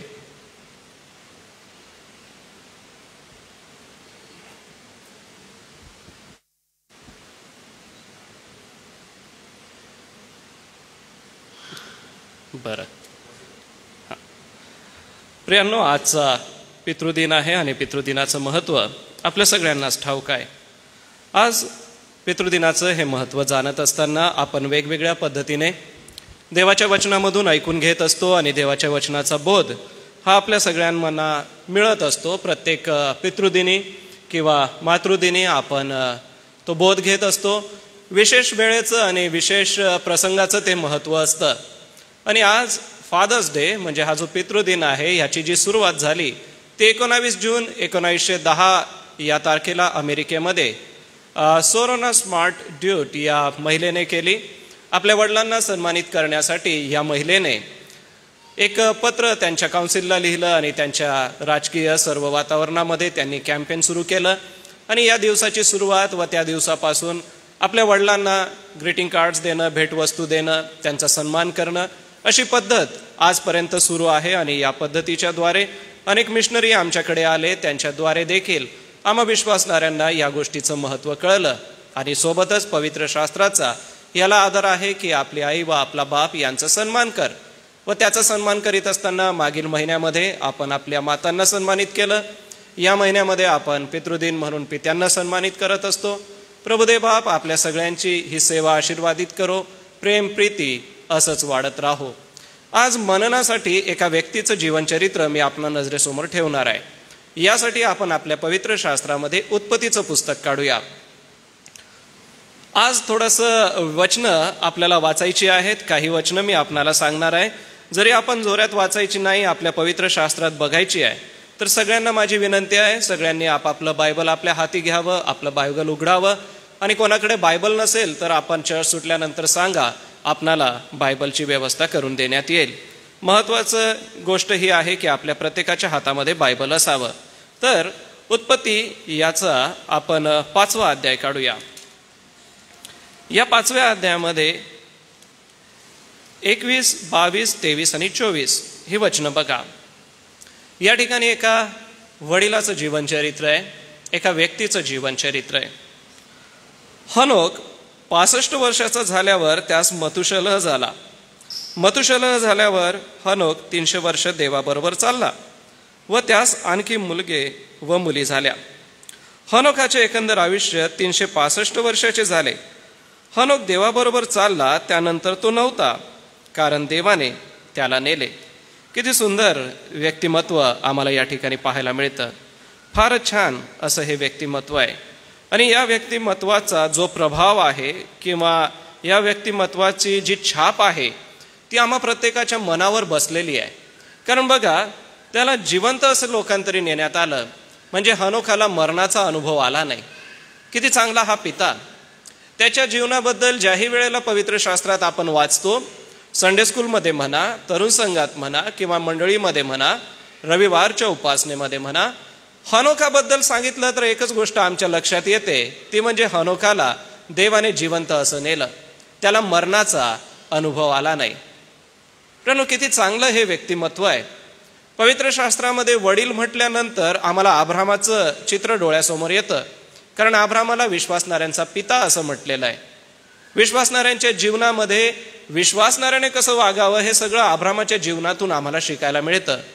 या विश्वासणाऱ्याच्या पित्याकडून शिकत असताना थोडंसं मागे जर आपण गेलं तर ह्या गोष्टी अगदी बारकाईने आम्हाला पाहायला मिळतात की ज्या व्यक्तीचं जीवन इतकं चांगलं आहे की ज्याला देवाने मरणाचा अनुभव येऊ दिला नाही, किती चांगला हा बाप, किती चांगला हा पिता आहे. तर मग या पित्याकडून आज आपण शिकणार आहोत आदर्श पित्याची गुणवैशिष्ट्य. एक आदर्श पिता कसा असावा त्याची गुणवैशिष्ट्य आम्हाला हनोकाच्या जीवनातून शिकायची आहे. मी अगोदरच आपणाला पवित्र शास्त्र काढण्याची किंवा त्याच्यात बघण्याची याच्यासाठी विनंती केली होती, कारण की बघा, वचन वरपासूनच बघत या. 5व्या अध्यायापासूनच आपण बघत या. आता पान पलटवा आणि 5व्या अध्यायामध्ये या. आदामाची वंशावळी आहे. कृपा करून पवित्र शास्त्रात पहा. आदामाला शेत झाला. आदामाला कायन आणि हाबेल झाले. कायनाने हाबेलाचा खून केला आणि कायन परागंदा झाला. त्याच्यानंतर आदाम आणि हवेला लेकरं झाली, त्यापैकी शेत झाला. शेताला अनोश झाला. बघा, कृपा करून पवित्र शास्त्रामध्ये बघा, अनोश झाला. आणि अनोशाबद्दल आम्हाला फार सुंदर वाचायला मिळतं की अनोश हा 12व्या वचनामध्ये अनोशाला पुत्र झाले पुढे, परंतु अनोश झाल्यानंतर असं दिसतं की त्या दिवसापासून लोक प्रार्थना करायला सुरुवात केली. म्हणजे अनोश हा अब्रामाच्या 4थ्या पिढीतला आम्हाला मुलगा दिसतो. आणि या 4थ्या पिढीतल्या मुलाने देवाजवळ देवाकडे येऊन किंवा देवाच्या समक्षतेमध्ये राहून आपल्या जीवनाला एक सुंदरसा आकार दिला. आणि हा सुंदरसा आकार आम्हाला त्याच्या जीवनातून हा पाहायला मिळतो की अनोश हा देवाच्या सानिध्यामध्ये कशा रीतीने आपलं जीवन जगत होता. अनोशाला केनान झाला. पुढचं वचन जर आपण पाहिलं 12वं वचन, तर त्याला केनान झाल्याचं आम्हाला दिसतं. केनानाला महलेल झाला. महलेलाला यारेद झाला आणि यारेदाला हनोक झाला. 22वं वचन. हनोक झाल्यानंतर पुढे आता हनोकाचं बद्दल बघू की हनोकाला मतुशलह झाला. खालचं वचन, त्याच्या खालच्या वचनात बघा, मतुशलहाला लामेक झाला. लामेकाच्या पुढे लामेकाला नोहा झाला आणि नोहाला शेत, हाम आणि याफेत अशी 3 मुलं झाली. 6व्या अध्यायाचं पहिलं वचन. म्हणजे 5वा अध्याय पूर्ण आणि 6व्या अध्यायाचं पहिलं वचन हे आम्हाला आदामापासून आलेली वंशावळी दाखवतं. आणि आदामापासून आलेल्या या वंशावळीमध्ये हनोकाचा जन्म झाला. आणि हनोकाच्या 4थ्या पिढीमध्ये म्हणजे हनोक, मतुशलह, लामेक आणि नोहा, 4थ्या पिढीमध्ये नोहा झाला. हे 2 जीवनचरित्र जे आहे, ही 2 जीवनचरित्र फार लक्ष वेधून घेणारी आहेत. कारण की या दोघांबद्दल एक शब्द कॉमन किंवा या दोघांबद्दल एक शब्द सारखा वापरण्यात आलेला आहे, तो म्हणजे देवाबरोबर चालला. बघा, 5व्या अध्यायाचं 22वं वचन हनोक देवाबरोबर चालला. आणि 6व्या अध्यायाचं पहिलं वचन नोहाबद्दल सांगतं की नोहा हा किती चांगलं जीवन जगून देवाबरोबर चालत राहिला. प्रियांनो, सांगायचं तात्पर्य हे की देवाबरोबर चालत राहणे एका आदर्श पित्याची गुणवैशिष्ट्यापैकी पहिलं गुणवैशिष्ट्य हे आहे की जो आदर्श पिता असतो हा आदर्श पिता देवाबरोबर चालतो. जर बघायचं झालं तर 5व्या अध्यायाचं 21वं वचन बघा, सोबतच 24व्या वचनापर्यंत आपलं लक्ष द्या की या वचनांमध्ये 24वं वचन हनोक देवाबरोबर चालला. हनोकाबद्दल असं म्हटलेलं आहे की तो देवाबरोबर चालला. प्रियांनो, देवाबरोबर चालणं म्हणजे नेमकं काय? कोणत्या गोष्टी आहेत की ज्याला आपण म्हणू देवाबरोबर चालतोय? हनोकाच्या बाबतीत आम्हाला असं पाहायला मिळतं की तो इतका देवाबरोबर चालत होता की देवाने त्याला लोकांतरी नेलं. नोहाबद्दल असं म्हटलेलं आहे की तो देवाबरोबर चालला. आणि नोहा हा देवाबरोबर चालला असं म्हटलेलं असताना नोहा देवाबरोबर चालला कारण की तो अतिशय अशा कठीण पिढीमध्ये देखील देवाशी विश्वासू राहिला. तर बाप म्हणून, पिता म्हणून सगळ्या पित्यांना माझी एक विनंती असणार आहे आणि आजच्या रविवारचा बोध सुद्धा हा असणार आहे की परिस्थिती कशीही असो, जग आणि जगातल्या गोष्टी कशाही असोत, एक वडील म्हणून माझा आदर्श मला ठेवायचा आहे तर मला देवाबरोबर चालावं लागेल. प्रत्येक पिता देवाबरोबर चालतो आणि जो पिता देवाबरोबर चालतो त्याचं घर देवाबरोबर चालतं आणि जे घर देवाबरोबर चालतं ते राष्ट्र देवाबरोबर चालतं. प्रियानो, प्रत्येक गोष्टीची सुरुवात आपल्या घरातून होत असते. घरातला कर्ता पुरुष म्हणून आणि घरातला एक वडीलजन म्हणून आपली प्रत्येकाची जबाबदारी ही आहे की आम्ही देवाबरोबर चालावं. आता हा बोध केवळ पित्यांसाठी नव्हे तर माता आणि ज्या बहिणी या ठिकाणी आहेत, वृद्ध माता पिता सुद्धा या ठिकाणी उपस्थित आहे, आपणा सगळ्यांना हेच सांगतो की आपल्या जीवनामध्ये एक आदर्श आम्हाला स्वतःला घालून घ्यायचा आहे, तो म्हणजे हनोखाच्या जीवनासारखं. कारण हनोखालाही पुढे झाले, लेकरं झाले आणि त्याच्या 4थ्या पिढीतला मुलगा ज्याच्याद्वारे एक सुंदर साक्ष आम्हाला निघते ती म्हणजे नोहाने जगाच्या संपूर्ण कारभारासाठी एक फार मोठं उदाहरण दुष्ट पिढीमध्ये ठेवलं. प्रियांनो, एक आदर्श पिता देवाबरोबर चालतो. मग देवाबरोबर चालत असताना आम्हाला पावलं उचलावी लागतात. मी जर माझं पाऊल उचलणार नाही तर माझं चालणं व्यर्थ आहे. मी जर एकाच जागेवर उभं राहिलो तर मला चालता येणार नाही. प्रियांनो, देवाबरोबर चालण्यासाठी पहिलं पाऊल तुम्हाला उचलायचं आहे ते इब्री लोकासपत्राच्या 8व्या वचनामध्ये आहे. म्हणून मी आज आपल्याला सांगितलं की आपल्याकडे पवित्र शास्त्र असणं गरजेचं आहे. इब्री लोकासपत्र याच्या 8व्या अध्यायामध्ये आपण जर बघितलं तर एक सुंदर गोष्ट त्या ठिकाणी पाहायला मिळते. इब्री याचा 11वा अध्याय आणि वचन 8 बघा. अब्रामाला पाचारण झाल्यावर जे ठिकाण त्याला वतनादाखल मिळाले होते तिकडून निघून जाण्यास तो विश्वासाने मान्य झाला आणि आपण कुठे जातो हे त्याला ठाऊक नसताही तो निघून गेला. प्रियांनो, पहिलं पाऊल आदर्श पित्याने टाकावं ते म्हणजे विश्वासाचं. पहिला आपला मूळ मुद्दा आहे की देवाबरोबर चालणारा असावा. आदर्श पिता देवाबरोबर चालतो, परंतु देवाबरोबर चालताना पहिलं पाऊल कोणतं उचलतो तर त्याचं पहिलं पाऊल हे असतं की तो विश्वासाने चालतो. अब्राहम एक आदर्श पिता आहे जो विश्वासाने चालला. ज्या वेळेला मनुष्य देवावरचा विश्वास बाळगतो आणि त्या देवावरच्या विश्वासामध्ये स्थिर आणि मजबूत राहतो तर त्यावेळेला तो देवाबरोबर चालत असतो. तर पित्यांनो, आपल्या सगळ्यांना देवाबरोबर चालत असताना पहिला पाऊल हा घ्यायचा आहे की आम्हाला विश्वास ठेवायचा आहे. देव आहे हा विश्वास ठेवा. अब्रामाने तर आपलं सर्व गुणगोत्र सोडलं, आपल्या सर्व नातेवाईकांना सोडलं आणि देवाने त्याला वचनदत्त देश दाखवला होता. ह्या वचनदत्त देशाकडे तो विश्वासाने निघून गेला. विश्वासाने त्याने आपलं एक एक पाऊल पुढे टाकलं. अब्रामाचा जीवन प्रवास तुम्ही कधीतरी वाचून पहा, फार सुंदर आहे. आणि विश्वासाने त्याने पहिलं पाऊल टाकलं आणि तो निघाला. आपल्या सर्वस्वांना मागे त्याने सोडलं. प्रियांनो, प्रत्येक पिता जो देवाबरोबर चालतो तो पहिली गोष्ट पहिलं पाऊल ह्याचं उचलतो की मला देवाच्या विश्वासामध्ये चालायचं आहे. प्रियांनो, देवाच्या विश्वासामध्ये चालण्याशिवाय ख्रिस्ती विश्वासणाऱ्यांना दुसरं काही काम नसावं. आम्हा प्रत्येकाचं एकच काम आहे, ते म्हणजे विश्वासाने देवाबरोबर चालायचं आहे. थोडंसं आता इब्री लोकासच्या 10व्या अध्यायामध्ये येऊ. या 10व्या अध्यायामध्ये 24 आणि 25 वचन बघा.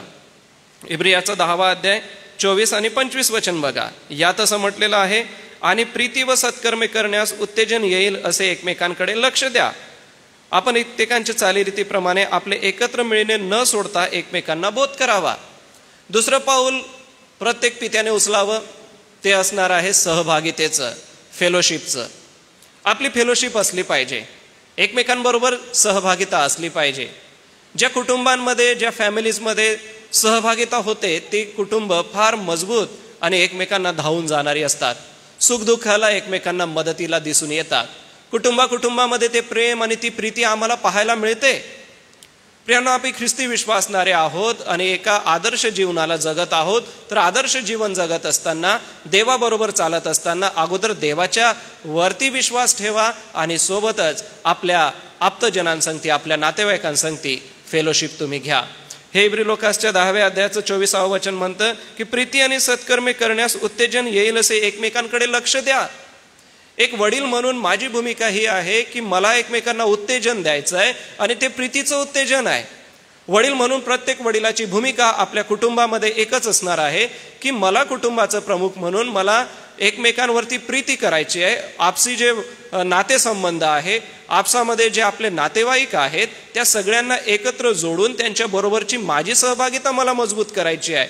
आणि ज्या वेळेला बाप म्हणून आपण आपली सहभागिता मजबूत करू, आपली मुलं त्याचं अनुकरण करतील, आपल्या घरातले सभासद त्याचं अनुकरण करतील आणि पहा, प्रीतीपूर्ण असं वातावरण सगळीकडे निर्माण होईल. प्रियांनो, हे करणं गरजेचं आहे. देवाबरोबर चालणं म्हणजे नेमकं काय? देवाबरोबर चालणं म्हणजे विश्वासात चालणं. देवाबरोबर चालणं म्हणजे सहभागिता ठेवणं, आपली फेलोशिप एकमेकांसंगती ठेवणं, एकमेकांना भेटणं, एकमेकांची विचारपूस करणं. कारण सत्कर्मे करण्यास उत्तेजन द्या असं म्हटलंय. चांगली कर्म करणं. एक पिता आपल्या कुटुंबासाठी चांगली कर्म करतो, चांगली कामं करतो आणि त्याच्याद्वारे घरामध्ये, कुटुंबामध्ये एक सुंदर वातावरण निर्माण करतो. प्रियांनो, देवाबरोबर चालत असताना पहिलं पाऊल तुम्ही विश्वासाचं टाका, दुसरं पाऊल तुम्ही सहभागितेचं टाका, तिसरं पाऊल आपल्याला टाकायचं आहे ते प्रीतीचं आहे. योहान 14 याचं 15वं वचन बघा. योहान कृष्णवर्तमान 14वा अध्याय आणि वचन 15. माझ्यावर तुमची प्रीती असली तर तुम्ही माझ्या आज्ञा पाळाल. हे ख्रिस्ताच्या तोंडचे शब्द आहे. ख्रिस्त म्हणतो की माझ्यावर प्रीती असली तर तुम्ही माझ्या आज्ञा पाळाल, माझ्या आज्ञा तुम्ही पाळाल. प्रियांनो, प्रीती करा. वडील म्हणून वडिलांची भूमिका घरामध्ये, कुटुंबामध्ये ही असली पाहिजे की घरातले वडील हे प्रीती करणारे असले पाहिजे. अनेक वेळेला वडिलांबद्दल लेकरांचा समज असा असतो की आमचे वडील थोडेसे कडक आहेत आणि ते असले पाहिजे. शिस्तीच्या बाबतीत तर ते कडक असलेच पाहिजे. कडक असणं आणि क्रूर असणं याच्यात फरक आहे. कडक असणं म्हणजे शिस्तीच्या बाबतीमध्ये लेकरांना वळण लावणं, लेकरांना घडवणं हे आई वडिलांचं दोघांचं कर्तव्य आहे. आणि हे दोघं आई वडील हे कर्तव्य करत असताना जी प्रीती असते ती बापाची प्रीती कधी कधी दिसून येत नाही. आम्हाला असं वाटतं की वडील जी प्रीती करतात ती प्रीती थोडीशी दिसणारी असावी असं आम्हाला वाटतं.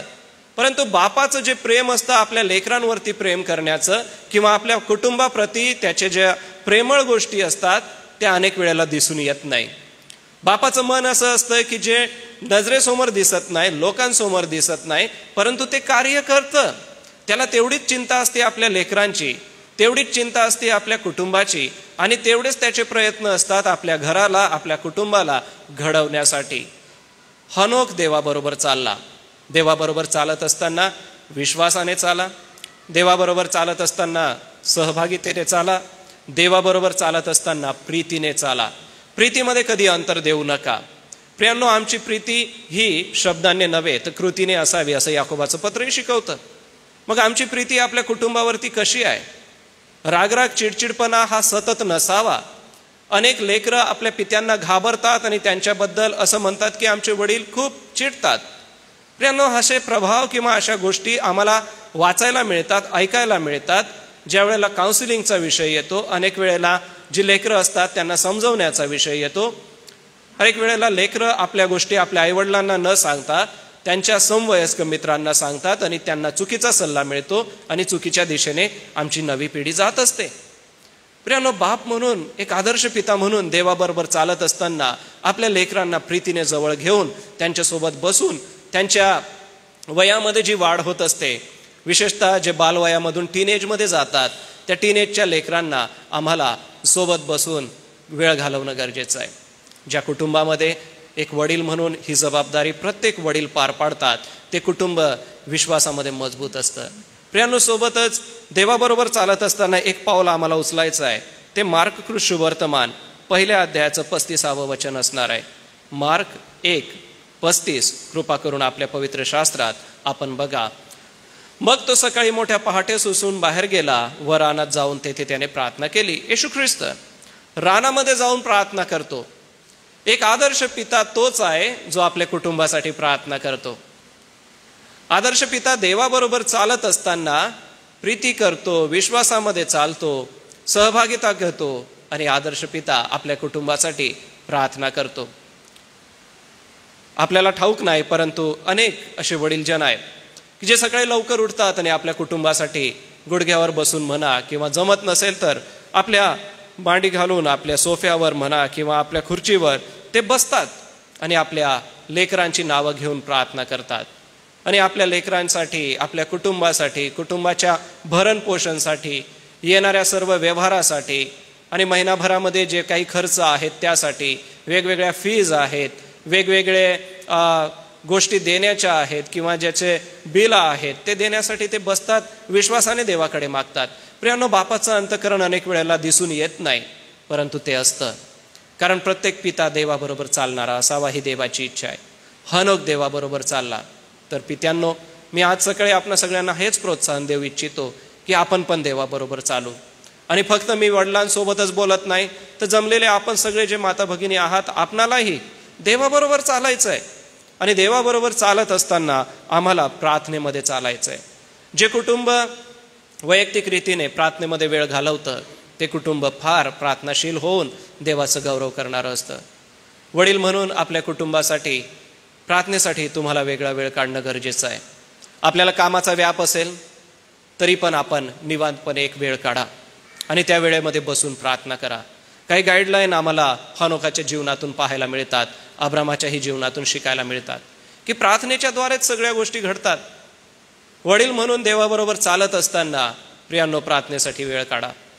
वडील म्हणून देवाबरोबर चालत असताना प्रीतीपूर्ण वातावरण ठेवा. वडील म्हणून देवाबरोबर चालत असताना एकमेकांबरोबर सहभागिता घ्या. आणि वडील म्हणून देवाबरोबर चालत असताना आमचं जीवन प्रार्थनाशील करून आम्ही चालत असावं. बरं, पवित्र शास्त्रामध्ये 2-3 उदाहरणं आहेत की जे देवाबरोबर चालले. जसं उत्पत्तीचा 6वा अध्याय आणि वचन 9. उत्पत्ती 6:9 आपणासाठी वाचतो. म्हणून मानव पृथ्वीवर उत्पन्न केल्याचा परमेश्वराला अनुताप झाला आणि त्याच्या चित्ताला खेद झाला. तेव्हा परमेश्वर म्हणाला, मी उत्पन्न केलेल्या मानवास भूतलावरून नष्ट करेन. मानव, पशु, रांगणारे प्राणी, आकाशातील पक्षी हे सारे नाहीसे करेन, कारण त्यास उत्पन्न केल्याचा मला अनुताप झाला आहे. परंतु नोहावर परमेश्वराची कृपादृष्टी होती. बघा, परिस्थिती अवघड आहे. आजूबाजूच्या गोष्टी बघून देवाला सुद्धा वाईट वाटलेलं आहे. परंतु देवाला वाईट वाटलेलं असताना देव म्हणत आहे की नोहाकडे माझी कृपादृष्टी आहे. आणि वचन 9 बघा, नोहाची वंशावळीप्रमाणे नोहा हा आपल्या काळाच्या लोकांमध्ये नीतिमान व सात्विक मनुष्य होता. नोहा देवाबरोबर चालला. हे 2 शब्द फार महत्वाचे आहे. हनोक देवाबरोबर चालला 24व्या वचनामध्ये 5व्या अध्यायाच्या आणि 6व्या अध्यायाच्या 9व्या वचनामध्ये नोहा देवाबरोबर चालला. व प्रियांनो, देवाबरोबर चालणारे हे व्यक्ती आहेत की जे देवाबरोबर चालतात. आम्हाला देवाबरोबर चालत असताना फार बारकाईने चालायचं आहे. एक पुस्तक मी आपणाला सांगेल, जमलं तर आपण नक्कीच ते वाचा. ॲमेझॉनवरती ते उपलब्ध आहे. A.W. टोझर हे त्याचे लेखक आहे आणि पुस्तकाचं नाव आहे the purpose of God, the pursuit of God. The pursuit of God या पुस्तकामध्ये A.W. टोझर हे कौटुंबिक जीवनामध्ये पित्याचा रोल काय असावा हे फार सुंदर सांगतात. तर आपल्या कुटुंबाला घडवण्यासाठी वडील म्हणून जर आपण विचार करत असाल तर हे वचन आणि आजचं वचन व हे पुस्तक आपणाला नक्कीच मदत करेल. देवाचा पाठलाग करणे हे त्याचं मराठी अनुवादन होऊ शकतं आणि हे मराठी अनुवादन आपल्याला जर मिळालं तर नक्कीच आपण एकमेकांना द्यावं अशी विनंती आपणाला आहे. प्रियांनो, देवाबरोबर जो व्यक्ती चालतो त्याला आशीर्वाद मिळतात. काय आशीर्वाद मिळतात ते उत्पत्ती 1 स्तोत्र 1 मध्ये सांगितलंय. स्तोत्र 1 आपल्या सगळ्यांचं तोंडपाठ आहे आणि स्तोत्र 1 मध्ये ज्या गोष्टी सांगितलेल्या आहे कृपा करून आपण काढूनच घ्या. स्तोत्र 1 मध्ये जे सांगितलंय देवाबरोबर चालणाऱ्या माणसाबद्दल, बघा देवाबरोबर चालणारा माणूस किती चांगला आहे. दुर्जनांच्या मसलतीने चालत नाही, पापीजनांच्या मार्गात उभा राहत नाही आणि नंदकांच्या बैठकीत बसत नाही. चालत नाही, उभा राहत नाही आणि बसत नाही. हा व्यक्ती तोच आहे जो देवाबरोबर चालतो. आणि देवाबरोबर चालणाऱ्या व्यक्तीला काय आशीर्वाद मिळतो? तो हिरव्यागार पाण्याच्या प्रवाहाजवळ लावलेला असतो. तो हंगामाला फळं देतो, त्याची पाने कधी कोमजत नाही आणि तो सुकलाही जात नाही. परंतु उलट दुर्जन जे आहे ते वाऱ्याने उडून जाणारे भुस्यासारखे आहे. प्रियांनो, देवाबरोबर चाला. एक वडील म्हणून प्रत्येक वडिलाची भूमिका आपल्या कुटुंबासाठी हीच ठेवा की मला देवाबरोबर चालायचं आहे आणि देवाबरोबर चालत असताना मला विश्वासाने चालायचं आहे, मला प्रार्थना करीत चालायचं आहे, मला सहभागिता घेत चालायचं आहे. हे आपण विसरू नका. नोहाचं जीवन सुद्धा आपल्या डोळ्यासमोर ठेवा. पिढी वाईट होती, परिस्थिती वाईट होती. तो, त्याची पत्नी, त्याची लेकरं, सुना आणि सर्व प्राणी त्याने आपल्या तारवात घेतले. देवाने अद्भुत रीतीने त्या कुटुंबाचा बचाव केला. प्रियानो, एक आदर्श पिता ज्या वेळेला एक चांगलं जीवन जगतो त्यावेळेला तो त्याच्या कुटुंबासाठी एक आदर्श निर्माण करतो. हनोक इतका चांगला व्यक्ती होता जो देवाबरोबर चालला. देवाला तो इतका आवडला की देवाने त्याला मरणाचा अनुभव न येऊ देता आपल्यासोबत स्वतः घेऊन घेतलं. प्रियानो, आज बाप म्हणून, पिता म्हणून आपल्या सगळ्यांची भूमिका एकच असली पाहिजे, ती म्हणजे देवाबरोबर चाला. दुसरी भूमिका किंवा दुसरा आदर्श इब्री लोकासपत्र 11व्या अध्यायात असणार आहे. इब्री लोकासपत्र 11वा अध्याय आणि वचन 5 आणि 6 बघा, आपणासाठी वाचतो. हनोखाला मरणाचा अनुभव येऊ नये म्हणून त्याला विश्वासाने लोकांतरी नेण्यात आले आणि तो सापडला नाही, कारण त्याला देवाने लोकांतरी नेले. लोकांतर होण्यापूर्वी त्याच्याविषयी साक्ष देण्यात आली की तो देवाला संतोषवीत असे.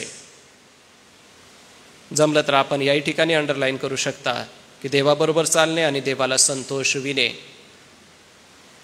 हनोक इतकं सुंदर आहे, त्याचं जीवनचरित्र इतकं सुंदर आहे की त्याच्याबद्दल असं म्हटलं की तो देवाला संतोषवीत असे. देवाने त्याला जिवंत असं आपणाकडे घेतलं का? कारण की तो देवाला संतोषवीत असे. संतोषविणे म्हणजे समाधान देणे, देवाला आवडणारं असं जीवन जगणे, देवाला आवडणाऱ्या गोष्टी करणे. संत पौल नवीन करारामध्ये संतोषविण्याबद्दल 2 फार महत्वाची उदाहरणं देतो. पहिलं उदाहरण पती पत्नीचं देतो की पती पत्नी वैवाहिक जीवनाचं जे प्रेम आहे ते वैवाहिक जीवनाचं प्रेम आपसामध्ये एकमेकांना देतात आणि त्याच्याने ते एकमेकांना संतोषवितात. दुसरं उदाहरण तो सैनिकाचं देतो. सैनिक हा आपल्या राष्ट्रासाठी सीमेवरती जाऊन लढाई करतो आणि राष्ट्रासाठी वेळ पडला तर त्याच्या जीवनाचं बलिदान पण देतो आणि अशा रीतीने तो राष्ट्राला संतोषवितो आणि अशा रीतीने पती पत्नीला व पत्नी पतीला संतोषवितो. अशी उदाहरणं संत पौल आम्हाला देतो. तर या ठिकाणी हनोखाबद्दल म्हटलंय की तो देवाला संतोषवित असे.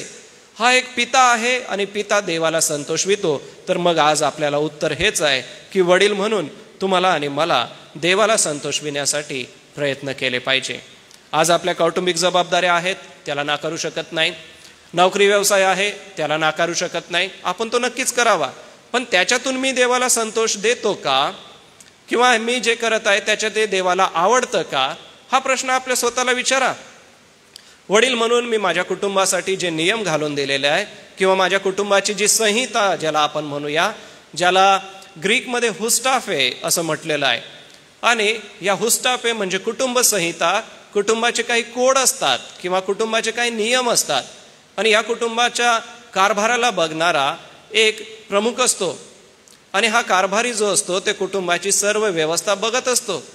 तर माझ्या घराचा, माझ्या कुटुंबाचा कारभारीपणाचा जबाबदार मी स्वतः आहे, अशी जबाबदारी प्रत्येक पिताने घेतली पाहिजे. आणि केफाले म्हणजे कुटुंब प्रमुख, जो त्या कुटुंबाला नियम लावतो आणि त्या कुटुंबात वागवतो. बघा, प्रत्येक कुटुंबामध्ये एक शिस्त आहे, नियम आहे आणि त्याद्वारे देवाला संतोषवितो. प्रियांनो, आज आपल्या कुटुंबाच्या द्वारे वडील म्हणून देवाला संतोषविण्यासाठी आपण काय करीत आहात? गलतीकरास पत्र 1 अध्यायाचं 10वं वचन बघा. यात आपल्याला उत्तर मिळतो की मी काय करीत आहे. गलतीकरास पत्र 1 अध्याय आणि वचन 10. मी आता मनुष्याची किंवा देवाची मंडळी कराव्यास पाहत आहे. मी मनुष्यांना संतुष्ट करायला पाहत आहे काय? मी अजूनपर्यंत मनुष्याला संतुष्ट करीत राहिलो असतो तर मी ख्रिस्ताचा दास नसतो. संत पौल काय म्हणतोय की देवाला संतोष द्या. मनुष्याला मी जर संतोष देण्याचा प्रयत्न केला असता तर मी आज तिथंच असतो, किंवा माझं जीवन हे देवाला संतुष्ट करणारं असावं ही त्याची कळकळ आहे. प्रियांनो, आज मी देवाला संतुष्ट करत आहे की माझ्या कुटुंबाला संतोषवित आहे? माझा संतोष किंवा माझं जे समाधान देणं आहे त्याच्याने देव समाधानी आहे का? आज कदाचित माझं कुटुंब समाधानी असेल, मी समाधानी असेल, पण माझा देव समाधानी नाही, तर माझं तसं वागणं योग्य नाही. प्रियांनो, आज प्रत्येक व्यक्तीने जे आपण वचन ऐकत आहोत, माझ्या जीवनातून देवाला संतोष मिळतो का? कारण पिता इतका आदर्श आहे की तो आपल्या जीवनातून देवाला संतोष देतो, देवाला समाधान देतो. ज्याच्याने देव आनंदी होतो अशा गोष्टी तो करतो. प्रियांनो, ह्या गोष्टी करण्यासाठी संत पौलाला खर्ची पडावं लागलं, कष्ट करावे लागले, मेहनत कराव्या लागल्या. अनेक मंडळांमध्ये जाऊन त्याने प्रचार केले, अनेक मंडळ्या त्याने स्थापन केल्या. 2 वेळा मरणाचा अनुभव त्याच्यावरती आला, चपडाका त्याला मारण्यात आल्या, वाद्यांनी त्याला खेचण्यात आलं, त्याचं जहाज समुद्रामध्ये फुटलं. 14 दिवसापर्यंत त्याला उपवास सहन करावा लागला. कितीतरी गोष्टी त्याच्यावरती गुदरल्या, तरी पण तो देवाला संतोष देत राहिला. तर प्रियांनो, आज तुमच्या आणि माझ्या जीवनातून अशी कोणती गोष्ट आहे की ज्याच्याने देवाला संतोष वाटेल, की ज्याच्याने देवाला समाधान वाटेल? आम्ही आमच्या लेकरांसाठी काहीतरी करतो आणि लेकरांना समाधान वाटतं. तसं आमचा स्वर्गीय पिता पण आमच्याकडे अपेक्षा करत आहे की माझं लेकरू माझ्याकडे कोणत्या गोष्टीने समाधानी होऊ शकतं, मला कोणत्या गोष्टीने तो संतोष देऊ शकतो. एक वचन अजून वाचूया. उपदेशक 2 अध्यायामध्ये जाऊ. उपदेशक याचा 2 अध्याय आणि वचन 26 मध्ये जाऊया. वाचतो सगळ्यांसाठी. जो देवाच्या दृष्टीने चांगला त्याला तो बुद्धी, ज्ञान व सुख देतो. धन मिळवून साठवण्याचे कष्ट देव पाप्यावर लादतो, अशासाठी की देवाच्या दृष्टीने जो चांगला त्याला ते द्यावे, हाही व्यर्थ व वायफळ उद्योग आहे. पहिली ओळ बघा. जो देवाच्या दृष्टीने चांगला त्याला तो बुद्धी, ज्ञान व सुख देतो आणि धन सुद्धा देत असतो. प्रियांनो, तुम्ही देवाला संतोष दिला तर देव आम्हाला बुद्धी देईल, ज्ञान देईल आणि एवढंच नव्हे तर सुख सुद्धा देईल. प्रियांनो, आज सुखाच्या प्राप्तीसाठी कितीतरी प्रयत्न मनुष्य करत आहे. काही करू नका, एकच प्रयत्न करा, देवाला संतोष द्या. आणि ज्या दिवसापासून तुम्ही आणि मी देवाला संतोष देऊ, त्यावेळेला आमच्या बुद्धीमध्ये वाढ होईल, आमच्या ज्ञानामध्ये वाढ होईल, आम्हाला सुख आणि धनाची प्राप्ती होईल. किती सुंदरसा सूत्र या ठिकाणी दिलेलं आहे. किती सुंदरसा एक फार मस्त फॉर्म्युला या ठिकाणी दिलेला आहे. गणित सुटतात तेव्हा जेव्हा फॉर्म्युला तोंडपाठ असतो. या ठिकाणाचा हा जो फॉर्म्युला आपण पाठ करून घेतला तर आयुष्यभर देवाकडून आम्हाला सुख, धन, समाधान आणि शांती या गोष्टी मिळून येतील. म्हणून आज पिता म्हणून आपण कशा रीतीने देवाला संतोष देतो? देवाला संतोष देण्यासाठी आम्हाला ह्या गोष्टी करायच्या आहेत. सोबतच देवाला संतोष देण्यासाठी विश्वास असला पाहिजे. प्रत्येक पिता विश्वासणारा असला पाहिजे आणि विश्वासाच्या द्वारे आम्ही देवाला संतोषवू शकतो. दुसरी अशी कोणतीच गोष्ट नाही की ज्याच्याद्वारे आम्ही देवाला संतोष देऊ शकतो. आमच्या जीवनामधून देवाला संतोष देण्यासाठी आम्हाला नेहमी पवित्र जीवन जगणं, विश्वासाने जीवन जगणं व आताच नुकतं जे आपण वचन वाचलं त्याला संतोष देणं फार गरजेचं आहे. तर हनोखाचं जीवन प्रियांनो आम्हाला सांगतं देवाबरोबर चाला. हनोखाचं जीवन आम्हाला सांगतं देवाला संतोष द्या. तर आज वडील म्हणून हा बोध आपल्या मनात घेत आहोत की मला देवाबरोबर चालायचं आहे. एक वडील म्हणून मला देवाला संतोष व्हायचा आहे. आणि शेवटली गोष्ट यहुदाच्या पत्रामध्ये सांगितलेली आहे. यहुदा 14 आणि 15 वचन. यहुदा 14 आणि 15 वचन बघा बरं. त्या ठिकाणी काय लिहिलेलं आहे. आदामापासून 7वा पुरुष हनोक याने त्यांना उद्देशून असा संदेश दिला की पहा, सर्वांचा न्यायनिवाडा करण्यास आणि भक्तिहीन लोकांनी अभक्तीने केलेल्या आपल्या सर्व भक्तिहीन कृत्यांवरून आणि ज्या सर्व कठोर गोष्टी भक्तिहीन पापी जनांनी त्याच्या विरुद्ध सांगितल्या त्यावरून त्या सर्वांना दोषी ठरवण्यास प्रभू आपल्या लाखो पवित्र जनांसहित आला. या ठिकाणी हनोकाची भूमिका काय आहे? लोकांना सावध करण्याची किंवा साक्ष देण्याची. हनोकाने काय साक्ष दिलेली आहे लोकांना? की पहा, सर्वांचा न्यायनिवाडा करण्यास आणि भक्तिहीन लोकांनी अभक्तीने त्यांनी जी काही कृत्य केलेली आहे. पुढची वचनं बघत असता प्रभू आपल्या लाखो दिव्यदूतांसह जनांसहित आला. याचा अर्थ असा आहे तो येणार आहे, परंतु त्याचं येण्यापर्यंत प्रत्येक पित्याने न्यायनिवाड्याविषयी साक्ष द्यावी. प्रियांनो, आम्हा प्रत्येकाचा न्याय होणार आहे. न्यायनिवाड्याचा प्रसंग प्रत्येकावरती येणार आहे. अधिक माहितीसाठी पाहिजे तर मत्तई 25 आपण लिहू शकता. मत्तई 25 मध्ये शेरडं आणि मेंढरं देवासमोर वेगळी केली जातील आणि ज्याला त्याला ज्याच्या त्याच्या कामाचं प्रतिफळ मिळेल. तर मग आज वडील म्हणून तुम्ही साक्ष देतात का? आज वडील म्हणून मी साक्ष देतो का? कोणती साक्ष? देव न्याय करेल याची साक्ष, देव न्यायनिवाडा करेल याची साक्ष. याच्या अधिक स्पष्टीकरणासाठी आपण 1 कोरिंथ 11व्या अध्यायाच्या 31व्या वचनात जाऊ. प्रभू भोजनाच्या दिवशी आम्ही ते वाचतो. 1 कोरिंथ 11वा अध्याय 31वं वचन. आपण आपला न्याय केला असता तर आपल्यावर न्यायाचा प्रसंग आला नसता असं त्या ठिकाणचं वचन म्हणतं. यास्तव मनुष्याने आत्मपरीक्षण करावे, या भाकरीतून व या प्याल्यातून प्यावे. परंतु 31वं वचन म्हणतं की आपण आपलं आत्मपरीक्षण केलं असतं तर आपल्यावरती न्यायाचा प्रसंग आला नसता. प्रियांनो, वडील म्हणून आपण लोकांना सांगतो का की न्यायाचा प्रसंग येणार आहे? हो, सांगितलं पाहिजे, कारण या न्यायासनासमोर तोंड देखल्या न्याय होणार नाही. देव ज्या वेळेला न्याय करेल त्यावेळेला तो बघणार नाही की ह्याने माझ्यासाठी किती कार्य केलं किंवा हा माझ्यासमोर कसा होता. देव आमच्या जीवनाकडे, आमच्या कृत्यांकडे बघेल आणि आमच्या कृत्यांनुसार आमचा न्याय हा घेतला जाईल. 1 पेत्र 4 अध्यायाचं 5वं वचन मी आपणासाठी वाचतो. 1 पेत्र याचा 4 अध्याय आणि त्याचं 5वं वचन ते असं म्हणतं, जो जिवंतांचा व मृतांचा न्यायनिवाडा करण्यास तयार आहे त्याला ते हिशेब देतील. जिवंतांचा आणि मृतांचा म्हणजे आतापर्यंत जे मृत झालेले आहेत त्यांचा, व त्यावेळेला जर आपण जिवंत राहू, प्रभू येईल त्यावेळेला, आणि अशा वेळेला तो काय करेल, त्याच्या समोर आम्हाला हिशेब देईल. जिवंतांचा व मृतांचा न्यायनिवाडा करण्यास तयार आहे त्याला ते हिशेब देतील. म्हणजे तुम्ही आणि मी. देवाला प्रियांनो, तुमच्या आणि माझ्या कामाचा हिशोब आम्हाला द्यायचा आहे आणि आपल्या कामाचा हिशोब आपल्याला द्यायचा आहे, हे आपण कधीच विसरू नका. एक विश्वासणारा म्हणून मला देवाच्या न्यायासनासमोर ज्या दिवशी उभं राहायचं आहे त्या दिवशी देव माझ्या प्रत्येक कृत्याचा न्याय करेल. मग हनोक आम्हाला ह्याची अगोदरच सूचना देऊन टाकतो. एक आदर्श बाप, एक आदर्श पिता आम्हाला ह्याची अगोदरच सूचना देतो की तुम्हाला देवासमोर एकदा उभं राहायचं आहे आणि देवासमोर उभं राहत असताना आमच्या कृत्यांचा हिशोब घेतला जाईल. आज मी काय करतोय, माझं जीवन कसं जगतोय, हे कदाचित आज सुख समाधान देणारं असेल. कोणाला त्याच्याद्वारे वाईट वाटणार नाही, आपल्यालाही त्याच्याद्वारे वाईट वाटणार नाही, परंतु देवाच्या वहीमध्ये सगळ्या गोष्टी नमूद आहेत आणि देवाकडे सगळं नमूद असताना आज मला माझ्या गोष्टींच्या हिशोबाबद्दल स्वतः गोराबेरीज करायची आहे. कारण 1 कोरिंथ 11व्या अध्यायाचं 30वं वचन म्हणतं की तुम्ही जर स्वतःचा न्यायनिवाडा केला असता तर तुमच्यावर न्यायाचा प्रसंग आला नसता.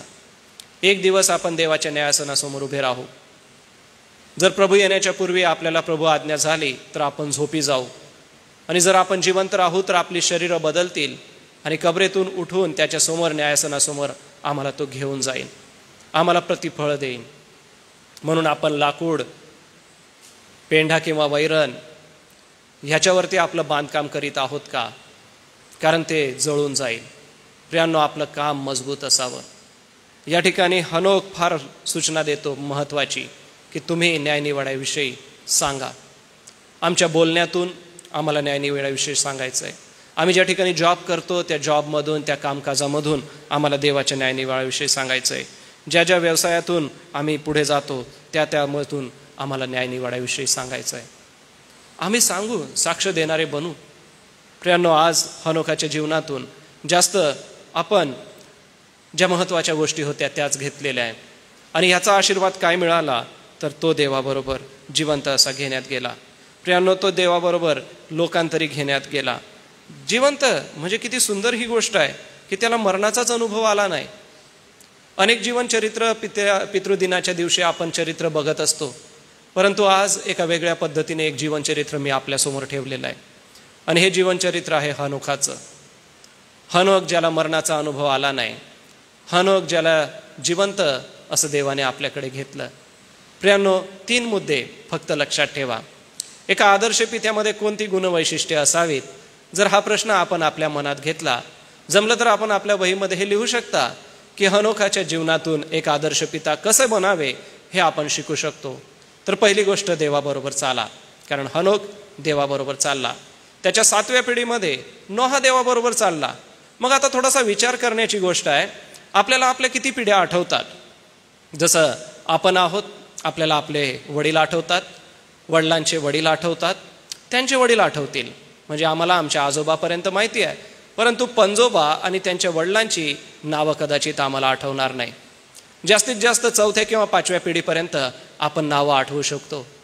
परंतु प्रियांनो, 7व्या पिढीपर्यंत नोहाला हे ठाऊक होतं की हनोक नावाचा आमचा एक पूर्वज होता आणि तो पूर्वज देवाबरोबर चालला, म्हणून मी पण देवाबरोबर चालेन. मग प्रियांनो, आज आपल्या पूर्वजांना बघा. आज आपण या इमारतीमध्ये बसलेलो आहोत, चर्चमध्ये एकत्र जमलेलो आहोत, या देवाच्या मंदिरी एकत्र जमलेलो आहोत, कारण आमच्या मागच्या पिढीने ते केलं. आमच्या वडिलांनी यासाठी कष्ट केलं, आमच्या वडील प्रियजनांनी यासाठी अहोरात्र ते झिजले. एवढंच नव्हे तर आमच्या वडील प्रियजनांनी सुवार्तेचा स्वीकार केला आणि ती सुवार्ता आज आमच्यापर्यंत आली आणि ती सुवार्ता समजल्यामुळे आज आम्ही विश्वासामध्ये मजबूत झालो. मग हनोखाचं जीवन बघा की तो देवाबरोबर चालला. मग आज एक पिता म्हणून मी देवाबरोबर जर चाललो नाही तर मग माझ्या कुटुंबाचं कसं होईल? हनोक देवाबरोबर चालला, त्याच्या पिढ्या पुढच्या देवाबरोबर चालल्या, मग नोहा देवाबरोबर चालला आणि पुढे जलप्रलय झाला हे आपल्याला ठाऊक आहे. आणि नोहा देवाबरोबर चालला, त्याच्या कुटुंबाचा बचाव झाला. एका विपरीत पिढीमध्ये, विपरीत परिस्थितीमध्ये, विपरीत लोकांमध्ये सर्व गोष्टी विरुद्ध दिशेला असताना हा मात्र योग्य दिशेने चालत होता. प्रियांनो, एक बाप आपल्या कुटुंबाला योग्य दिशेने घेऊन जातो. मग योग्य दिशेने जायसाठी काय कराल? पहिली गोष्ट, देवाच्या सोबत चाला. आणि देवासोबत चालत असताना प्रीतीने चाललं पाहिजे, विश्वासाने आपलं पाऊल उचललं पाहिजे, आपल्या सहभागितेचं आपलं एक एक पाऊल आपण पुढे टाकलं पाहिजे. आणि ज्या ज्या वेळेला आपण सहभागितेचं एक एक पाऊल टाकू, ज्या ज्या वेळेला प्रीतीचं एक एक पाऊल आपण टाकू, आपले नातेसंबंध मजबूत होतील. आणि बघा, आपल्या कुटुंबासमोर एक आदर्श आपला असेल. दुसरी गोष्ट म्हणजे देवाला संतोष विणे, देवाला समाधान देणे. जसं एक सैनिक आपल्या आर्मीला किंवा आपल्या देशाला सन्मानित करतो, त्याचा प्राण जरी गेला, तो मारला जरी गेला, तरी त्याचा प्राण हा राष्ट्रासाठी अर्पण केला जातो. त्याचं ते बलिदान राष्ट्राच्या सुरक्षिततेसाठी होतं. त्याचं ते बलिदान त्याच्या अनेक पिढ्यांसाठी एक आदर्श ठेवून जातं. पती आणि पत्नी यांचं आपसातलं जे प्रेम आहे, ते पती पत्नीचं प्रेम, एकमेकांना संतोष देणारं जे प्रेम आहे, त्या प्रेमाबद्दल संत पौल आम्हाला एफिसच्या 5व्या अध्यायामध्ये 6व्या अध्यायात शिकवतो. जसं त्यांचा संतोष समाधानकारक आहे, प्रियांनो, तसा तुमचं आणि माझं देवाचं नातं देवाला संतोष देणारं आहे क्या? संडे स्कूलच्या लेकरांना आम्ही गीत गाऊन शिकवतो, क्या देंगे क्या देंगे हम यीशु को क्या देंगे, हम सोना ना दे सकते, हम चांदी ना दे सकते, पर हम सब छोटे बच्चे दिल देंगे यीशु को, दिल देंगे यीशु को. प्रियांनो, आमचा पिता आमच्याकडे सोनं नाणं मागत नाही, आमचं मन आणि आमचं अंतकरण मागतो. त्याला संतोष देण्यासाठी तुम्ही तुमचं मन त्याला देता का? त्याला संतोष देण्यासाठी तुम्ही तुमचं जीवन त्याला देता का? आमच्या देवपित्याला संतोष देण्यासाठी तुम्ही तुमचा वेळ देवाला देता का? तुम्ही तुमच्या स्वर्गीय पित्याला सन्मानित करण्यासाठी तुमच्या जीवनातलं सर्वस्व देता का? अब्रामाला विश्वासणाऱ्यांचा पिता म्हटलं, कारण की अब्रामाने वयातीत झालेला असताना दिलेला मुलगा देवाला अर्पण करण्यासाठी तो तयार झाला. एवढा तयार झाला की वेदीवरती त्याने त्या लेकराला ठेवलं आणि इसाकावरती सुरा मारेपर्यंत, देवदूताने त्याला थांबवेपर्यंत तो ते करत राहिला. याला म्हणतात देवाला संतोष देणे. त्याच्या या कृतीवरून देव संतुष्ट झाला. तो देवावर विश्वास ठेवणारा होता हे पाहून आणि त्याच्या जीवनातून ते दिसून आलं. मग प्रियांनो, आपल्या जीवनातून कोणत्या गोष्टीतून दिसतं की मी देवाला संतोष देत आहे? माझ्या काम करण्यातून दिसतं का की मी देवाला संतोष देत आहे? माझ्या बोलण्यातून दिसतं का की मी देवाला संतोष देत आहे? माझ्या कौटुंबिक वागणुकीमधून दिसतं का की मी देवाला संतोष देत आहे? हनोक तर देत होता आणि त्याच्याबद्दल स्पष्ट लिहिलं, तो इतका चांगला देवाला संतोषवित होता की देवाने त्याला मरणाचा अनुभव न येऊ देता स्वतः त्याला आपल्याकडे घेऊन घेतलं. आणि तिसरी गोष्ट, न्यायनिवाड्याविषयी हनोखाने अनेकांना सांगितलं. नोहानेही न्यायनिवाड्याविषयी अनेकांना सांगितलं, लोकांनी ते ऐकलं नाही. प्रियांनो, न्यायनिवाड्याविषयी येशू ख्रिस्ताने मत्तई 25 सांगितलेलं आहे. आमचा प्रत्येकाचा न्याय होणार आहे. देवाच्या न्यायासनासमोर आम्हाला उभं राहावं लागणार आहे. मग आज मी देवाबरोबर चाललो नाही तर देवाच्या न्यायासनासमोर नक्कीच दंड मिळेल. जर मी देवाला संतोषविला नाही तर देवाच्या न्यायासनासमोर माझा न्याय नक्कीच केला जाईल. देव तोंड देखल्या कधीच न्याय करत नाही. म्हणून आपलं लक्ष देवाकडे लावा. एक आदर्श पिता म्हणून ह्या 3 गोष्टींचा सराव प्रत्येक वडिलांनी करावा अशी मी आपणाला विनंती करतो. ते म्हणजे देवाबरोबर चाला, देवाला संतोष द्या आणि न्यायनिवाड्याविषयी प्रत्येकाला साक्ष द्या. प्रत्येकाला देवाच्या न्यायनिवाड्याविषयी सांगत राहा. केवळ वडिलांनाच नव्हे तर जे चर्चमध्ये आपण उपस्थित आहोत आपणा सगळ्यांना व जे ऑनलाईन या वचनाचा लाभ घेत आहे आपणा सगळ्यांना मी प्रोत्साहित करतो की आज पितृदिन आहे, फादर्स डे आहे आणि फादर्स डेचं महत्त्व जाणीत एक आदर्श बाप कसा असतो तर आदर्श बाप देवाबरोबर चालतो, एक आदर्श बाप देवाला संतोषवितो आणि एक आदर्श बाप न्यायनिवाड्याविषयी लोकांना सांगतो. या 3 गोष्टी मनामध्ये ठेवा आणि आपलं जीवन त्या विश्वासामध्ये जगत राहा.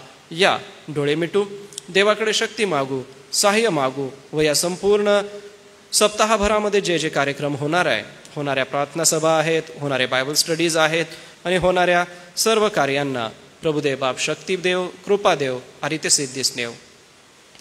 हे दयाळू परमेश्वर पित्या, आज आम्ही हनोखाच्या जीवनामधून हे शिकलो की आम्ही तुझ्याबरोबर चालावं, आम्ही तुला संतोष द्यावा आणि आम्ही न्यायनिवाड्याविषयी जगाची खात्री करून द्यावी.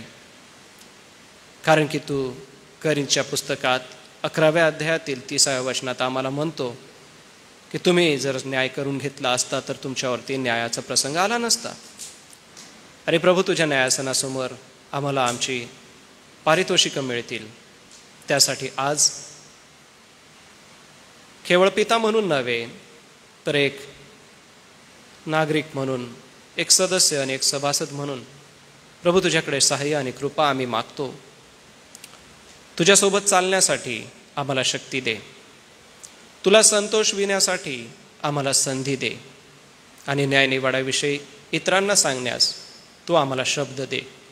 सप्ताहभरामध्ये ज्या प्रार्थना सभा आहेत त्या सगळ्या आशीर्वादित कर व या सप्ताहभराच्या सर्व कार्याच्या द्वारे दयाळू पित्या तुझं गौरव तू करून घे. पुन्हा एक वार सारा आदर मान महिमा प्रभू तुला असो. ही प्रार्थना प्रभू येशूच्या नावाने मागतो म्हणून तू ऐक. आमेन. आपण सर्व आपल्या जागेवर उभं राहूया. प्रभूने शिकवलेली प्रार्थना आपण करू आणि प्रभूच्या प्रार्थनेनंतर सन्माननीय रेव्हरंड DM पाटील पाळकसाहेब आज आपल्यात उपस्थित आहे. मी पाळकसाहेबांना पुढे येऊन आशीर्वाद देण्याची विनंती करेन आणि त्यानंतर सुवंद देवा परात्पर हे गीत गाऊन आजची भक्ती आपण समाप्त करूया. हे आमच्या स्वर्गातील पित्या, तुझे नाव पवित्र मानिले जाओ, तुझे राज्य येऊ, जसे स्वर्गात तसेच पृथ्वीवरही तुझ्या इच्छेप्रमाणे हो. आमची रोजची भाकर आज तू आम्हास दे आणि जसे आम्ही आमच्या ऋणास देतो तसेच तू आमच्या ऋणे आम्हास हो आणि आम्हास परीक्षेत आणू.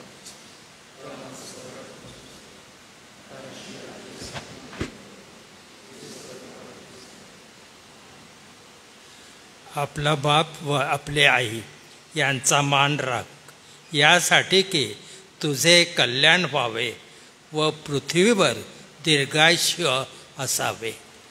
आमचा तारणारा प्रभू येशू ख्रिस्त याची कृपा, देवबापाची प्रीती आणि पवित्र आत्म्याची गोड संगती त्याच्या विश्वासणाऱ्या लोकांबरोबर, एसे चर्चमधील सर्व मंडळांबरोबर आणि तिने निवडलेल्या इस्रायल लोकांबरोबर या पुढेही असो. आमेन.